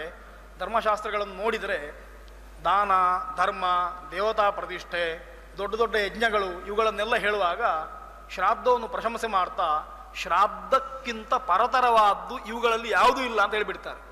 ಹಾಗೆ ಎಲ್ಲಕ್ಕಿಂತ ಮುಖ್ಯ ಅಂತ ಶ್ರಾದ್ದವನ್ನು ಪ್ರಶಂಸೆ ಮಾಡಿದ್ದಾರೆ. ಯಾಕೆಂತಂದರೆ ಅದು ನಮ್ಮ ಪಿತೃಗಳಿಗೆ, ಸಾಕ್ಷಾತ್ ಪಿತೃಪಿತಾಮಹ ಪ್ರಪಿತಾಮಹರಿಗೆ, ಅದರೊಟ್ಟಿಗೆ ಪಿತೃದೇವತೆಗಳಿಗೆ, ದೇವರಿಗೆ ನಾವು ಸಮರ್ಪಿಸುವಂತಹ ಒಂದು ರೀತಿಯ ದ್ರವ್ಯಯಜ್ಞ. ಅದು ಮಾಡಲೇಬೇಕಾದದ್ದು. ಯಾಕೆಂತಂದರೆ ತಾಯಿ ಎನ್ನುವಂತಹ ಒಂದು ಸ್ತ್ರೀ ಮಗುವಿನೊಟ್ಟಿಗೆ ಕನಿಷ್ಠ 12 ವರ್ಷ ಬುದ್ಧಿ ಬರುವವರೆಗೆ 24 ಗಂಟೆ ಇರ್ತಾಳೆ. ಕನಿಷ್ಠ 10 ವರ್ಷ ಅಂತ ಇಟ್ಕೊಳ್ಳಿ, ಅಥವಾ 8 ವರ್ಷ ಅಂತ ಇಟ್ಕೊಳ್ಳಿ. 8 ವರ್ಷ 24 ಗಂಟೆಯೂ ತಾಯಿ ಮಗುವಿನೊಟ್ಟಿಗೆ ಇರ್ತಾಳೆ, ಬಿಟ್ಟಿರುವುದಿಲ್ಲ. ಅದಕ್ಕೆ ಅಕ್ಷರಾಭ್ಯಾಸ ಮಾಡುವುದು, ಅದನ್ನು ಬದುಕಿಸುವಂಥದ್ದು, ಅದಕ್ಕೆ ಬೇಕಾಗುವಂಥ ಪಾಲಿಸುವಂಥದ್ದು, ಕಷ್ಟಗಳಿಂದ ಪಾರು ಮಾಡುವಂಥದ್ದು. ಸಣ್ಣ ಮಗು ಅಂತಾದರೆ ಒಂದು 2-3 ವರ್ಷ ಅದು ನಡೆಯುವವರೆಗೆ ತಾಯಿ ಅದನ್ನು ಒಟ್ಟಿಗೆ ಇರ್ತಾಳೆ. ಹಾಗಾಗಿ ನಮಗೆ ಯಾವತ್ತೂ ಕೂಡ ಇನ್ನೊಬ್ಬರಿಗೆ ಅಷ್ಟು ಸಮಯವನ್ನು ಕೊಡಲಿಕ್ಕಾಗುವುದಿಲ್ಲ. ತಾಯಿ ಮಗುವಿಗೆ ಕೊಡುವಷ್ಟು ಸಮಯವನ್ನು ತಂದೆಗೂ ಕೊಡ್ಲಿಕ್ಕಾಗುವುದಿಲ್ಲ, ಅಥವಾ ನಮಗೂ ಹೆಂಡತಿಗೋ ಮಕ್ಕಳಿಗೋ ಇನ್ನೊಬ್ಬರಿಗೋ ಯಾರಿಗೂ ಕೊಡ್ಲಿಕ್ಕಾಗುವುದಿಲ್ಲ ಅಂತ ನೋಡಿದರೆ ಅವರು ಮಾಡಿದ ತ್ಯಾಗ ತುಂಬ ದೊಡ್ಡದು ನಮಗೋಸ್ಕರ. ಹಾಗಾಗಿ ಆ ತ್ಯಾಗವನ್ನು ಮನಸ್ಸಿನಲ್ಲಿಟ್ಟುಕೊಂಡು ವರ್ಷದಲ್ಲಿ 1 ದಿವಸ ಅವರಿಗೋಸ್ಕರ ಮೀಸಲಿಟ್ಟರೆ ಏನು ಬಾಧಕ ಇಲ್ಲ ಅಂತ ಹೇಳ್ತಾ ಶ್ರಾದ್ದವನ್ನು ಧರ್ಮಶಾಸ್ತ್ರ ಪ್ರಶಂಸೆ ಮಾಡಿದೆ. ಆ ದೃಷ್ಟಿಯಲ್ಲಿ ಕಾಲದಲ್ಲಿ ಶ್ರಾದ್ದವನ್ನು ಮಾಡುವುದರ ಮೂಲಕ ವ್ಯವಸ್ಥಿತವಾಗಿ ವಿಧಿಜ್ಞ ಅಂತ ಹೇಳಿದ್ದಾರೆ. ಶ್ರಾದ್ದವನ್ನು ಮಾಡುವಾಗ ವಿಧಿಯನ್ನು ತಿಳ್ಕೊಂಡವ ಅಂತ. ವಿಧಿಯುಕ್ತವಾಗಿ ಶ್ರಾದ್ದವನ್ನು ಮಾಡುವುದರ ಮೂಲಕ ಆ ಶ್ರಾದ್ದ ಎನ್ನುವ ವ್ಯವಸ್ಥೆಯನ್ನು ಸುಂದರವಾಗಿಸೋಣ, ನಾವು ಸಂತುಷ್ಟಿ ಪಡೋಣ, ಪಿತೃಗಳಿಗೆ ತೃಪ್ತಿ ಆಗಲಿ ಅಂತ ಭಾವಿಸ್ತೇನೆ. ಇದು ಸಾಮಾನ್ಯವಾಗಿ ಹೀಗೆ ಚರ್ಚೆ ಮಾಡುವಂಥ ವಿಷಯಗಳಲ್ಲ, ಅಂತ್ಯೇಷ್ಟಿಯೋ ಶ್ರಾದ್ದವೋ ಅಪರಕರ್ಮದ ವಿಷಯಗಳು. ಆದರೆ ಅಂತಹ ವಿಷಯವನ್ನು ನಿಷ್ಕರ್ಷೆ ಮಾಡಿ ಒಳ್ಳೆಯ ರೀತಿಯಲ್ಲಿ ಅದು ಎಲ್ಲರಿಗೆ ಅರ್ಥ ಆಗಬೇಕೆನ್ನುವ ದೃಷ್ಟಿಯಿಂದ ಅದಕ್ಕೊಂದು ವೇದಿಕೆಯನ್ನು ಒದಗಿಸಿದ ಎಲ್ಲರಿಗೆ ಈ ಸಂದರ್ಭದಲ್ಲಿ ನಾನು ಕೃತಜ್ಞತೆಯ ಮಾತನ್ನು ಸಮರ್ಪಿಸ್ತೇನೆ. ನಾನು ತುಂಬ ಸಂತುಷ್ಟನಾಗಿದ್ದೇನೆ. ಯಾಕೆಂತಂದರೆ ಅನೇಕ ವರ್ಷಗಳಿಂದ ನೋಡ್ತಾ ಇದ್ದೇನೆ, ಈ ಗೋಷ್ಠಿಗೆ ಇಷ್ಟು ಜನ ಬರ್ತಾರೆ, ಬಂದು ಅದರ ಬಗ್ಗೆ ಆಸಕ್ತಿಯಿಂದ ಕೇಳಿಕೊಳ್ತೀರಿ, ತುಂಬ ಗೊತ್ತಿದ್ದ ಜ್ಯೇಷ್ಠರೆಲ್ಲ ಇದ್ದೀರಿ, ನಿಮಗೆ ಸ್ಮಾರಣ ಅಂತ ಭಾವಿಸ್ತೇನೆ, ನೀವು ಓದಿದ್ದನ್ನು ನೆನಪು ಮಾಡಿಕೊಟ್ಟ ಹಾಗಾಯಿತು ಅಂತ ಭಾವಿಸ್ತೇನೆ. ವಿಷಯ ಗೊತ್ತಿಲ್ಲದೆ ಇದ್ದವರು ಇದರಿಂದ ಉಪಕೃತರಾದರೆ ನಾನು ಧನ್ಯ ಅಂತ ಹೇಳ್ತಾ ನನ್ನ ಮಾತನ್ನು ಮುಗಿಸ್ತೇನೆ. ವಿದ್ವಾನ್ ಸುಬ್ರಹ್ಮಣ್ಯ ಭಟ್ ಗುಂಡಿಬೈಲಿಯವರೇ, ಈಗ ತಾನೇ ಅವರು ಬೇರೆ ಬೇರೆ ಶ್ರಾದ್ದಗಳ ಕಾಲವನ್ನು ಮತ್ತು ಪಾರ್ವಣ ಶ್ರಾದ್ದದ ಕಾಲವನ್ನು, ಯಾವ ಶ್ರಾದ್ದವನ್ನು ಯಾವ ಕಾಲದಲ್ಲಿ ಮಾಡಬೇಕು, ಸಾಂವತ್ಸರಿಕ ಶ್ರಾದ್ದವನ್ನು ವಿಶೇಷವಾಗಿ ಯಾವ ಕಾಲದಲ್ಲಿ ಮಾಡಿದರೆ ಉತ್ತಮ, ಯಾವ ಕಾಲ ವರ್ಜ್ಯ, ಎಲ್ಲ ವಿಷಯವನ್ನು ಶಾಸ್ತ್ರಾಧಾರದ ಸಮೇತವಾಗಿ ನಮ್ಮ ಮುಂದೆ ಪ್ರಸ್ತುತಪಡಿಸಿದ್ದಾರೆ. ಪಿಂಡ ಪ್ರದಾನವನ್ನು ಮಾಡಿದರೆ ಅದರ ಸತ್ಫಲಗಳು ನಮಗೆಲ್ಲ ದೊರೆಯುತ್ತೆ ಅಂತ ಮತ್ತೊಮ್ಮೆ ನಾನು ನಿಮಗೆಲ್ಲ ಜ್ಞಾಪಿಸ್ತಾ, ಇಲ್ಲಿಯ ಶ್ರೀಯುತ ವಿದ್ವಾನ್ ಗುಂಡಿಬೈಲು ಸುಬ್ರಹ್ಮಣ್ಯ ಭಟ್ರು ಅವಧಾನಿಗಳಿಗೆ ಹೃತ್ಪೂರ್ವಕವಾದ ಧನ್ಯವಾದವನ್ನು ನಾನು ಸಮರ್ಪಣೆ ಮಾಡುತ್ತೇನೆ. ನಾಂದಿ ಮಾಡಿದ ಮನೆಯಲ್ಲಿ ಭೋಜನವನ್ನು ಏಕೆ ಮಾಡಬಾರದು ಅಂತ, ನಾಂದಿಯ ಮನೆಯಲ್ಲಿ ಭೋಜನ ಮಾಡಬಾರದು ಅಂತ ಕೆಲವು ಕಡೆ ಇದೆ. ಹೇಗೆ, ಯಾಕೆ ಅಂತ? ನಾಂದಿಯ ಮನೆಯಲ್ಲಿ ಭೋಜನ ಮಾಡಬಾರ್ದು ಎನ್ನುವಂಥ ವ್ಯವಸ್ಥೆ ಇಲ್ಲ. ಅದು ಶ್ರಾದ್ದ. ಆದ್ದರಿಂದ ಸಾಮಾನ್ಯವಾಗಿ ಶ್ರಾದ್ದದಲ್ಲಿ ನಿಯಮ ಹೇಗೆ ಅಂತಂದರೆ, ನಾಂದಿ ಶ್ರಾದ್ದ ಅದು ಆಭ್ಯುದಯಿಕವಾಗಲಿ ಅಥವಾ ಪಾರ್ವಣ ಶ್ರಾದ್ದವೇ ಆಗಲಿ, ಆ ಶ್ರಾದ್ದದಲ್ಲಿ ಭೋಜನಕ್ಕೆ ಯಾರು ಅಧಿಕಾರಿಗಳು ಎನ್ನುವಂಥ ವಿಷಯ ನೋಡುವ. ಅಂದರೆ ನಿಷೇಧ ಮಾಡುವುದಕ್ಕಿಂತ, ಇಂಥವ್ರು ಮಾಡಬಾರ್ದು ಅಂತ ಹೇಳೋದಕ್ಕಿಂತ ಯಾರು ಮಾಡಬೇಕು ಅಂತ ನೋಡಿದಕ್ಕೆ ಉತ್ತರ ಗೊತ್ತಾಗ್ತದೆ ಅಂತ ನನಗೆ ಕಾಣ್ತದೆ. ಸಾಮಾನ್ಯವಾಗಿ ಶ್ರಾದ್ದದ ಶಿಷ್ಟದಲ್ಲಿ ಯಾರು ಅಧಿಕಾರಿಗಳು, ಶ್ರಾದ್ದಕ್ಕೆ ಭೋಜನಕ್ಕೆ ಅಡಿಗೆ ಮಾಡ್ತೇವೆ, ಆ ಅಡಿಗೆಯನ್ನು ಯಾರಿಗೆ ಬಡಿಸಬೇಕು ಅಂತ ಕೇಳಿದರೆ ವಿಶ್ವೇ ದೇವತೆಗಳಿಗೆ, ಪಿತೃಗಳಿಗೆ ಬಡಿಸಬೇಕು ಅಂತ ಅರ್ಥ. ಬ್ರಾಹ್ಮಣ ಮುಖದಲ್ಲಿ ಅದನ್ನು ಅವರಿಗೆ ನಿವೇದನೆ ಮಾಡಬೇಕು. ಆಮೇಲೆ ಗೋಗ್ರಾಸ ಅಂತ ಕೊಡ್ತೇವೆ, ವೈಶ್ವದೇವಾದಿಗಳಾಗುತ್ತದೆ. ಇಂತಹ ವ್ಯವಸ್ಥೆಗೆ ಆ ಹವಿಸ್ಸನ್ನು ಉಪಯೋಗ ಮಾಡಿದ ಮೇಲೆ ಬ್ರಾಹ್ಮಣ ಭೋಜನದ ಹೊತ್ತಿಗೆ ಪಿಂಡ ಪ್ರದಾನ ಆಗ್ತದೆ. ಇಲ್ಲಿ ನಾವು ಗಮನಿಸಬೇಕಾದ ಅಂಶ, ಶ್ರಾದ್ದಕ್ಕೆ ಯಾವ ಹವಿಸ್ಸನ್ನು ಶ್ರವಣ ಮಾಡ್ತೇವೋ ಅದೇ ಹವಿಸ್ಸಿನ ಭಾಗದಿಂದ ಪಿಂಡಕ್ಕೋಸ್ಕರ ಅನ್ನವನ್ನು ತೆಗೆದಿಡುವಂಥದ್ದು ಹೊರತು ಪಿಂಡಕ್ಕೆ ಬೇರೆ ಅನ್ನವನ್ನು ಮಾಡುವ ಕ್ರಮ ಇಲ್ಲ. ಮಾಡಬಾರ್ದು ಅಂತ ನಿಯಮ ಉಂಟು. ಅದೇ ಹವಿಸ್ಸಾಗಬೇಕು ಅಂತ ಅರ್ಥ. ಹಾಗಾಗಿ ಹಾಗೆ ಮಾಡುವುದು ಅಂದರೆ ಎಲ್ಲಿ ಕ್ಷಣಶ್ರಾದ್ದ ಆಗುವಲ್ಲಿ, ಶ್ರಾದ್ದ ಭೋಜನವನ್ನು ತಯಾರು ಮಾಡಿಯೇ ಶ್ರಾದ್ದ ಆಗುವಲ್ಲಿ ಪತ್ನಿ ಎನ್ನುವಂಥವಳು ಶ್ರಾದ್ದ ಹವಿಸ್ಸು ಎನ್ನುವಂಥದ್ದನ್ನು ಪಿಂಡ ಪ್ರದಾನಕ್ಕೆ ಬೇಕಾಗುವ ಹವಿಸ್ಸು ಮಾತ್ರ ಮಾಡುವುದಲ್ಲ, ಬ್ರಾಹ್ಮಣ ಭೋಜನಕ್ಕೂ ಅದೇ ಹವಿಸ್ಸು ಅಂತ ಅರ್ಥ. ಅದನ್ನೇ ಭಾಗ ಮಾಡಿ ಮಾಡುವುದರಿಂದ ಈ ಹವಿಸ್ಸು ಬ್ರಾಹ್ಮಣ ಭೋಜನ ಆದ ಮೇಲೆ ಅದು ಶಿಷ್ಟ ಅಂತ ಅನ್ನಿಸಲ್ಪಡ್ತದೆ. ಅವರು ತಿಂದುಳಿದದ್ದು ಉಚ್ಚಿಷ್ಟವಾಗಿದ್ರು ಉಳಿದದ್ದು ಶ್ರಾದ್ದ ಶಿಷ್ಟವಾಗ್ತದೆ, ಅನ್ನ ಶೇಷವಾಗ್ತದೆ. ಇನ್ನು ಪಿಂಡ ಪ್ರದಾನಕ್ಕೆ ಆ ಹವಿಸ್ಸನ್ನು ತೆಗೆದಿರ್ತದೆ, ಅದನ್ನು ಪಿಂಡ ಪ್ರದಾನ ಮಾಡ್ತದೆ. ಆ ಹವಿಸ್ಸು ಅನ್ನುವಂಥದ್ದು ಉಪಯೋಗಕ್ಕೆ ಬರುವುದಿಲ್ಲ. ಇನ್ನು ಕೆಲವು ಕಡೆಯಲ್ಲಿ ಪುತ್ರಗಾಮ ಮಧ್ಯಮ ಪಿಂಡಂ ಪ್ರಾಶ್ನೀಯ ಇತ್ಯಾದಿ ವಚನಗಳುಂಟು, ಪ್ರಾಶನ ಮಾಡಲಿಕ್ಕೆ ವಚನಗಳಿದ್ದಾವೆ ಪಿಂಡದ ಅನ್ನವನ್ನು. ಅದು ಬಿಟ್ಟರೆ ಬೇರೆ ಕಡೆಯಲ್ಲಿ ಎಲ್ಲಿಯೂ ಇಲ್ಲ. ಹಾಗಾಗಿ ಆ ಅನ್ನವು ಕೂಡ ಉಪಯೋಗ ಬರುವುದಿಲ್ಲ. ಉಳಿದದ್ದು ಬರುವಂಥದ್ದು ಯಾವುದು ಅಂತ ಕೇಳಿದರೆ, ಬ್ರಾಹ್ಮಣ ಭೋಜನ ಆದ ಮೇಲೆ ಶಿಷ್ಟವಾದಂತಹ ಅನ್ನ ಉಳಿತದೆ. ಆ ಅನ್ನವನ್ನು ಏನು ಮಾಡಬೇಕು ಅಂತ ಪ್ರಶ್ನೆ. ಅನ್ನ ಶೇಷ ಕಿಂಕ್ರಿಯತಾ ಅಂತ ಕೇಳ್ತಾರೆ. ಇಷ್ಟೈ ಸಹ ಭುಜ್ಯತಾಂ ಅಂತ ಉತ್ತರ ಕೊಡ್ತಾರೆ. ಇಲ್ಲಿ ಇಷ್ಟಾಹ ಅಂದರೆ ಯಾರು ಅಂತ ಕೇಳಿದರೆ, ಸಪಿಂಡಾಹ ಇಷ್ಟಾಹ, ಸೋದಕಾಹ ಇಷ್ಟ. ಯಾರು ಕುಟುಂಬಿಕರಿದ್ದಾರೆ, ಯಾರು ಸಪಿಂಡರಿದ್ದಾರೆ ಅವರು ಮಾತ್ರ ಇಷ್ಟರಾಗ್ತಾರೆ ಅಷ್ಟೇ ಹೊರತು ಉಳಿದ ಬಂಧುಗಳು ಬಾಂಧವರು ಅಂತ ಯಾರಿದ್ದಾರೆ ಅವರೆಲ್ಲ ಇಷ್ಟರ ವ್ಯಾಪ್ತಿಗೆ ಬರುವುದಿಲ್ಲ. ಹಾಗಾಗಿ ಶ್ರಾದ್ದ ಶೇಷವನ್ನು ಇಷ್ಟರಿಗೆ ಮಾತ್ರ ಕೊಡುವುದರಿಂದ ನಾಂದಿ ಶ್ರಾದ್ದದ ಮನೆಯಲ್ಲಿ, ನಾಂದಿ ಶ್ರಾದ್ದ ಒಂದು ಶ್ರಾದ್ದ ಆದ್ದರಿಂದ ಇವತ್ತು ನಾಂದಿ ಶ್ರಾದ್ದ ತುಂಬ ವಿಸ್ತಾರವಾಗಿ ಉಂಟು, ತುಂಬ ಸುಂದರವಾಗಿ ಉಂಟು, ಬಾಯರಿಗೆ ಅದು ಗೊತ್ತುಂಟು. ಬ್ರಾಹ್ಮಣರನ್ನು ವರ್ಣೆ ಮಾಡಿ ಅವರಿಗೆ ಕ್ಷಣಪಾದ್ಯಾದಿಗಳನ್ನು ಮಾಡಿ ಭೋಜನವನ್ನು ಹಾಕಿ ನಾಂದಿ ಮಾಡುವ ವ್ಯವಸ್ಥೆ ಉಂಟು. ಅದು ಪಿತಾಮಹ ಪ್ರಪಿತಾಮಹ, ಆಮೇಲೆ ಮಾತೃಪಿತಾಮಹಿ ಪ್ರಪಿತಾಮಹಿ, ಸಪತ್ನೀಕ ಮಾತಾಮಹ ಮಾತೃಪಿತಾಮಹ ಮಾತೃಪ್ರಪಿತಾಮಹ ಎನ್ನುವ 3 ವರ್ಗಗಳನ್ನು ಇಟ್ಟುಕೊಂಡು ಎಲ್ರಿಗೂ ಪ್ರತ್ಯೇಕ ವರ್ಣ ಮಾಡಿ ವೃದ್ಧಿ ಶ್ರಾದ್ದದಲ್ಲಿ ಅವರಿಗೆ ಭೋಜನ ಹಾಕುವ ವ್ಯವಸ್ಥೆ ಉಂಟು. ಭೋಜನ ಹಂತದಲ್ಲಿ ಪಿಂಡ ಪ್ರದಾನವನ್ನು ಮಾಡಬೇಕೆನ್ನುವ ವ್ಯವಸ್ಥೆ ಉಂಟು. ಅದನ್ನು ಅನಂತರ ಬಂದ ಸ್ಮೃತಿಕಾರರೇ ಕೈಬಿಟ್ಟಿದ್ದಾರೆ, ಅದನ್ನು ವಿಕಲ್ಪ ಅಂತ ಮಾಡಿದ್ದಾರೆ. ಮಾಡಬಹುದು, ಮಾಡದೇ ಇರಲೂಬಹುದು ಪಿಂಡ ಪ್ರದಾನ. ಯಾಕೆಂದರೆ ನಾಳೆ ಉಪನಯನ ಮಾಡ್ತಾನೆ, ಇವತ್ತು ಪಿಂಡ ಪ್ರದಾನ ಮಾಡಬೇಕು ಅಂತ ಅದು ಆಗುವುದಿಲ್ಲ ಎನ್ನುವ ದೃಷ್ಟಿಯಿಂದ ಏನೋ ಅಂತೂ ವೃದ್ಧಿಶ್ರಾದ್ದದಲ್ಲಿ ಪಿಂಡ ಪ್ರದಾನ ವಿಕಲ್ಪ ಅಂತ ಹೇಳಿ, ಬೇಡ ಅಂತ ಹೇಳಿದ ವಚನ ಇಲ್ಲ, ವಿಕಲ್ಪ ಅಂತ ಹೇಳಿದ ವಚನಗಳಿದ್ದಾವೆ. ಅನಂತರ ಬಂದವರು ಬೇಡ ಅಂತ ಹೇಳಿದ್ದಾರೆ. ಈ ರೀತಿ ನೋಡಿದರೆ ಅದು ಶ್ರಾದ್ದವೇ ಆದದ್ರಿಂದ ಶ್ರಾದ್ದ ಶೇಷವನ್ನು ಕುಟುಂಬಿಕರನ್ನು ಬಿಟ್ಟು ಇನ್ನೊಬ್ಬರಿಗೆ ಕೊಡ್ಲಿಕ್ಕೆ ಆಗುವುದಿಲ್ಲ. ಹಾಗಾಗಿ ಕುಟುಂಬಿಕರಲ್ಲದವರು ಅಲ್ಲಿ ಆ ಊಟ ಮಾಡಬಾರದು ಅಂತ ಅನ್ನೋ ವ್ಯವಸ್ಥೆ ಬಂದದಷ್ಟೇ ಹೊರತು ಬೇರೆ ಉದ್ದೇಶದಿಂದ ಅಲ್ಲ ಅಂತ ಗೊತ್ತಾಗ್ತದೆ. ಧನ್ಯವಾದಗಳು. ಪ್ರಶ್ನೆಗೆ ಸರಿಯಾದ ಉತ್ತರ ದೊರಕಿದೆ ಅಂತ ಭಾವಿಸ್ತೇನೆ. ಮುಂದಿನ ಪ್ರಶ್ನೆ, ತಂದೆ ಗತವಾಗಿ ತಾತ ಜೀವಿತ ಇರುವಾಗ ಅಮಾವಾಸ್ಯೆ ಪಿತೃತರ್ಪಣವನ್ನು ಹೇಗೆ ಕೊಡಬೇಕು ಅಂತ ಪ್ರಶ್ನೆಯನ್ನು ಕೇಳ್ತಾ ಇದ್ದಾರೆ. ತಂದೆ ಗತವಾಗಿದ್ದಾರೆ, ತಾತ ಇನ್ನೂ ಜೀವಂತವಾಗಿದ್ದಾರೆ, ಪಿತೃತರ್ಪಣವನ್ನು ಅವರನ್ನು ಬಿಟ್ಟು ಕೊಡಬೇಕೆ ಹೇಗೆ ಅಂತ. ಅವನಿಗೆ ಶ್ರಾದ್ದಾಧಿಕಾರ ಬರ್ತದೆ, ಅವನಿಗೆ ಶ್ರಾದ್ದಾಧಿಕಾರ ಬರ್ತದೆ, ಕ್ರಿಯಾ ಅಧಿಕಾರ ಬರುವುದರಿಂದ ಅವನಿಗೆ ತಂದೆಗೆ ತರ್ಪಣ ಕೊಡೋದಕ್ಕೆ ತೊಂದರೆ ಇಲ್ಲ. ಅಂದರೆ ಶ್ರಾದ್ದ ಮಾಡ್ತಾನೆ ಅಂತಂದ್ರೆ ತರ್ಪಣ ಕೊಡೋದಕ್ಕೆ ಯಾವ ಸಮಸ್ಯೆಯೂ ಇಲ್ಲ.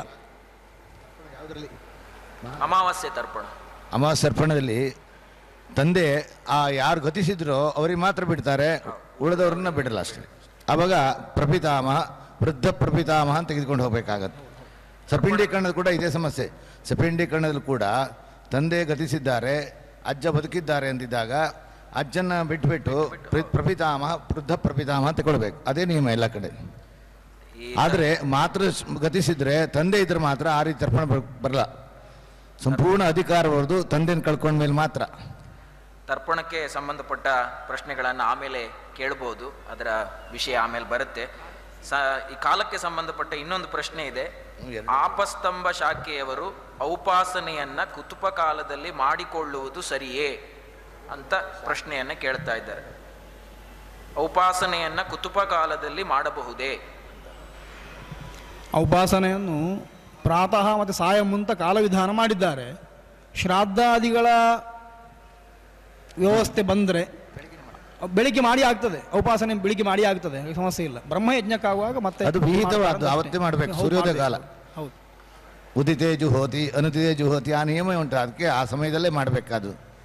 ಕುತುಪ ಕಾಲ ಶ್ರಾದ್ದಕ್ಕೆ ವಿಹಿತವಾದದ್ರಿಂದ ಔಪಾಸನೆಯನ್ನ ಪ್ರಾತಃ ಕಾಲದಲ್ಲಿಯೇ ಮಾಡಿಕೊಳ್ಳೋದು ಉತ್ತಮ ಅಂತ ಎಲ್ಲರ ಅಭಿಪ್ರಾಯ. ಶ್ರಾದ್ದವನ್ನ ಮನೆಯ ಹೊರಗಡೆ ಮಣ್ಣಿನ ನೆಲದ ಮೇಲೆ ಮಾಡಬಹುದೇ ಅಂತ ಪ್ರಶ್ನೆಯನ್ನು ಕೇಳ್ತಾರೆ. ಮನೆಯ ಮನೆಯ ಹೊರಗಡೆ ಮಾಡುವ ವ್ಯವಸ್ಥೆ ಇಲ್ಲ. ಅಂದರೆ ಅದಕ್ಕೊಂದು ಛಾದನ ಬೇಕು ಅಂತ, ಮೇಲೇನಾದರೂ ಇಲ್ಲದೆ ಶ್ರಾದ್ದವನ್ನು ಮಾಡೋ ಕ್ರಮ ಇಲ್ಲ. ತೀರ್ಥ ಶ್ರಾದ್ದಕ್ಕೆ ಆ ನಿಯಮ ಇರ್ಬೋದು, ಆದರೆ ಬೇರೆ ಕಡೆಗಳಲ್ಲಿ ಇಲ್ಲ. ಮನೆಯ ಒಳಗೆ ಮಾಡುವಂಥದ್ದು. ಯಾಕೆ ಅಂತಂದರೆ ಅವರಿಗೆ ಶ್ರಾದ್ದ ಮಾಡುವಾಗ ಭೋಜನ ಹಾಕಬೇಕು, ಅದನ್ನು ಮನೆಯ ಒಳಗೆ ಹಾಕುವಂಥದ್ದು. ಅದಕ್ಕೋಸ್ಕರ ಏನು ಮಾಡಿದ್ದಾರೆ ಅಂತಂದರೆ ಚತುಶಾಲೆಯ ಮನೆಗಳಲ್ಲಿ ಅಂಗಣ ಅಂತ ಏನುಂಟು, ಪಾದ್ಯಾದಿಗಳನ್ನು ಅಲ್ಲಿ ಮಾಡಿ ಅವರನ್ನು ಕರ್ಕೊಂಡು ಹೋಗ್ತಾರೆ ಒಳಗೆ. ಹೀಗೆ ಮಾಡ್ತಾರೆ. ಹಿಂದೆ ಮನೆಗಳಲ್ಲಿ ಆ ವ್ಯವಸ್ಥೆ ಇತ್ತು, ಮಣ್ಣಿನ ನೆಲ ಇತ್ತು. ನಾವಿವತ್ತು ಅದನ್ನು ಪರಿಷ್ಕಾರ ಮಾಡಿಕೊಂಡು ಬಂದಿದ್ದೇವೆ.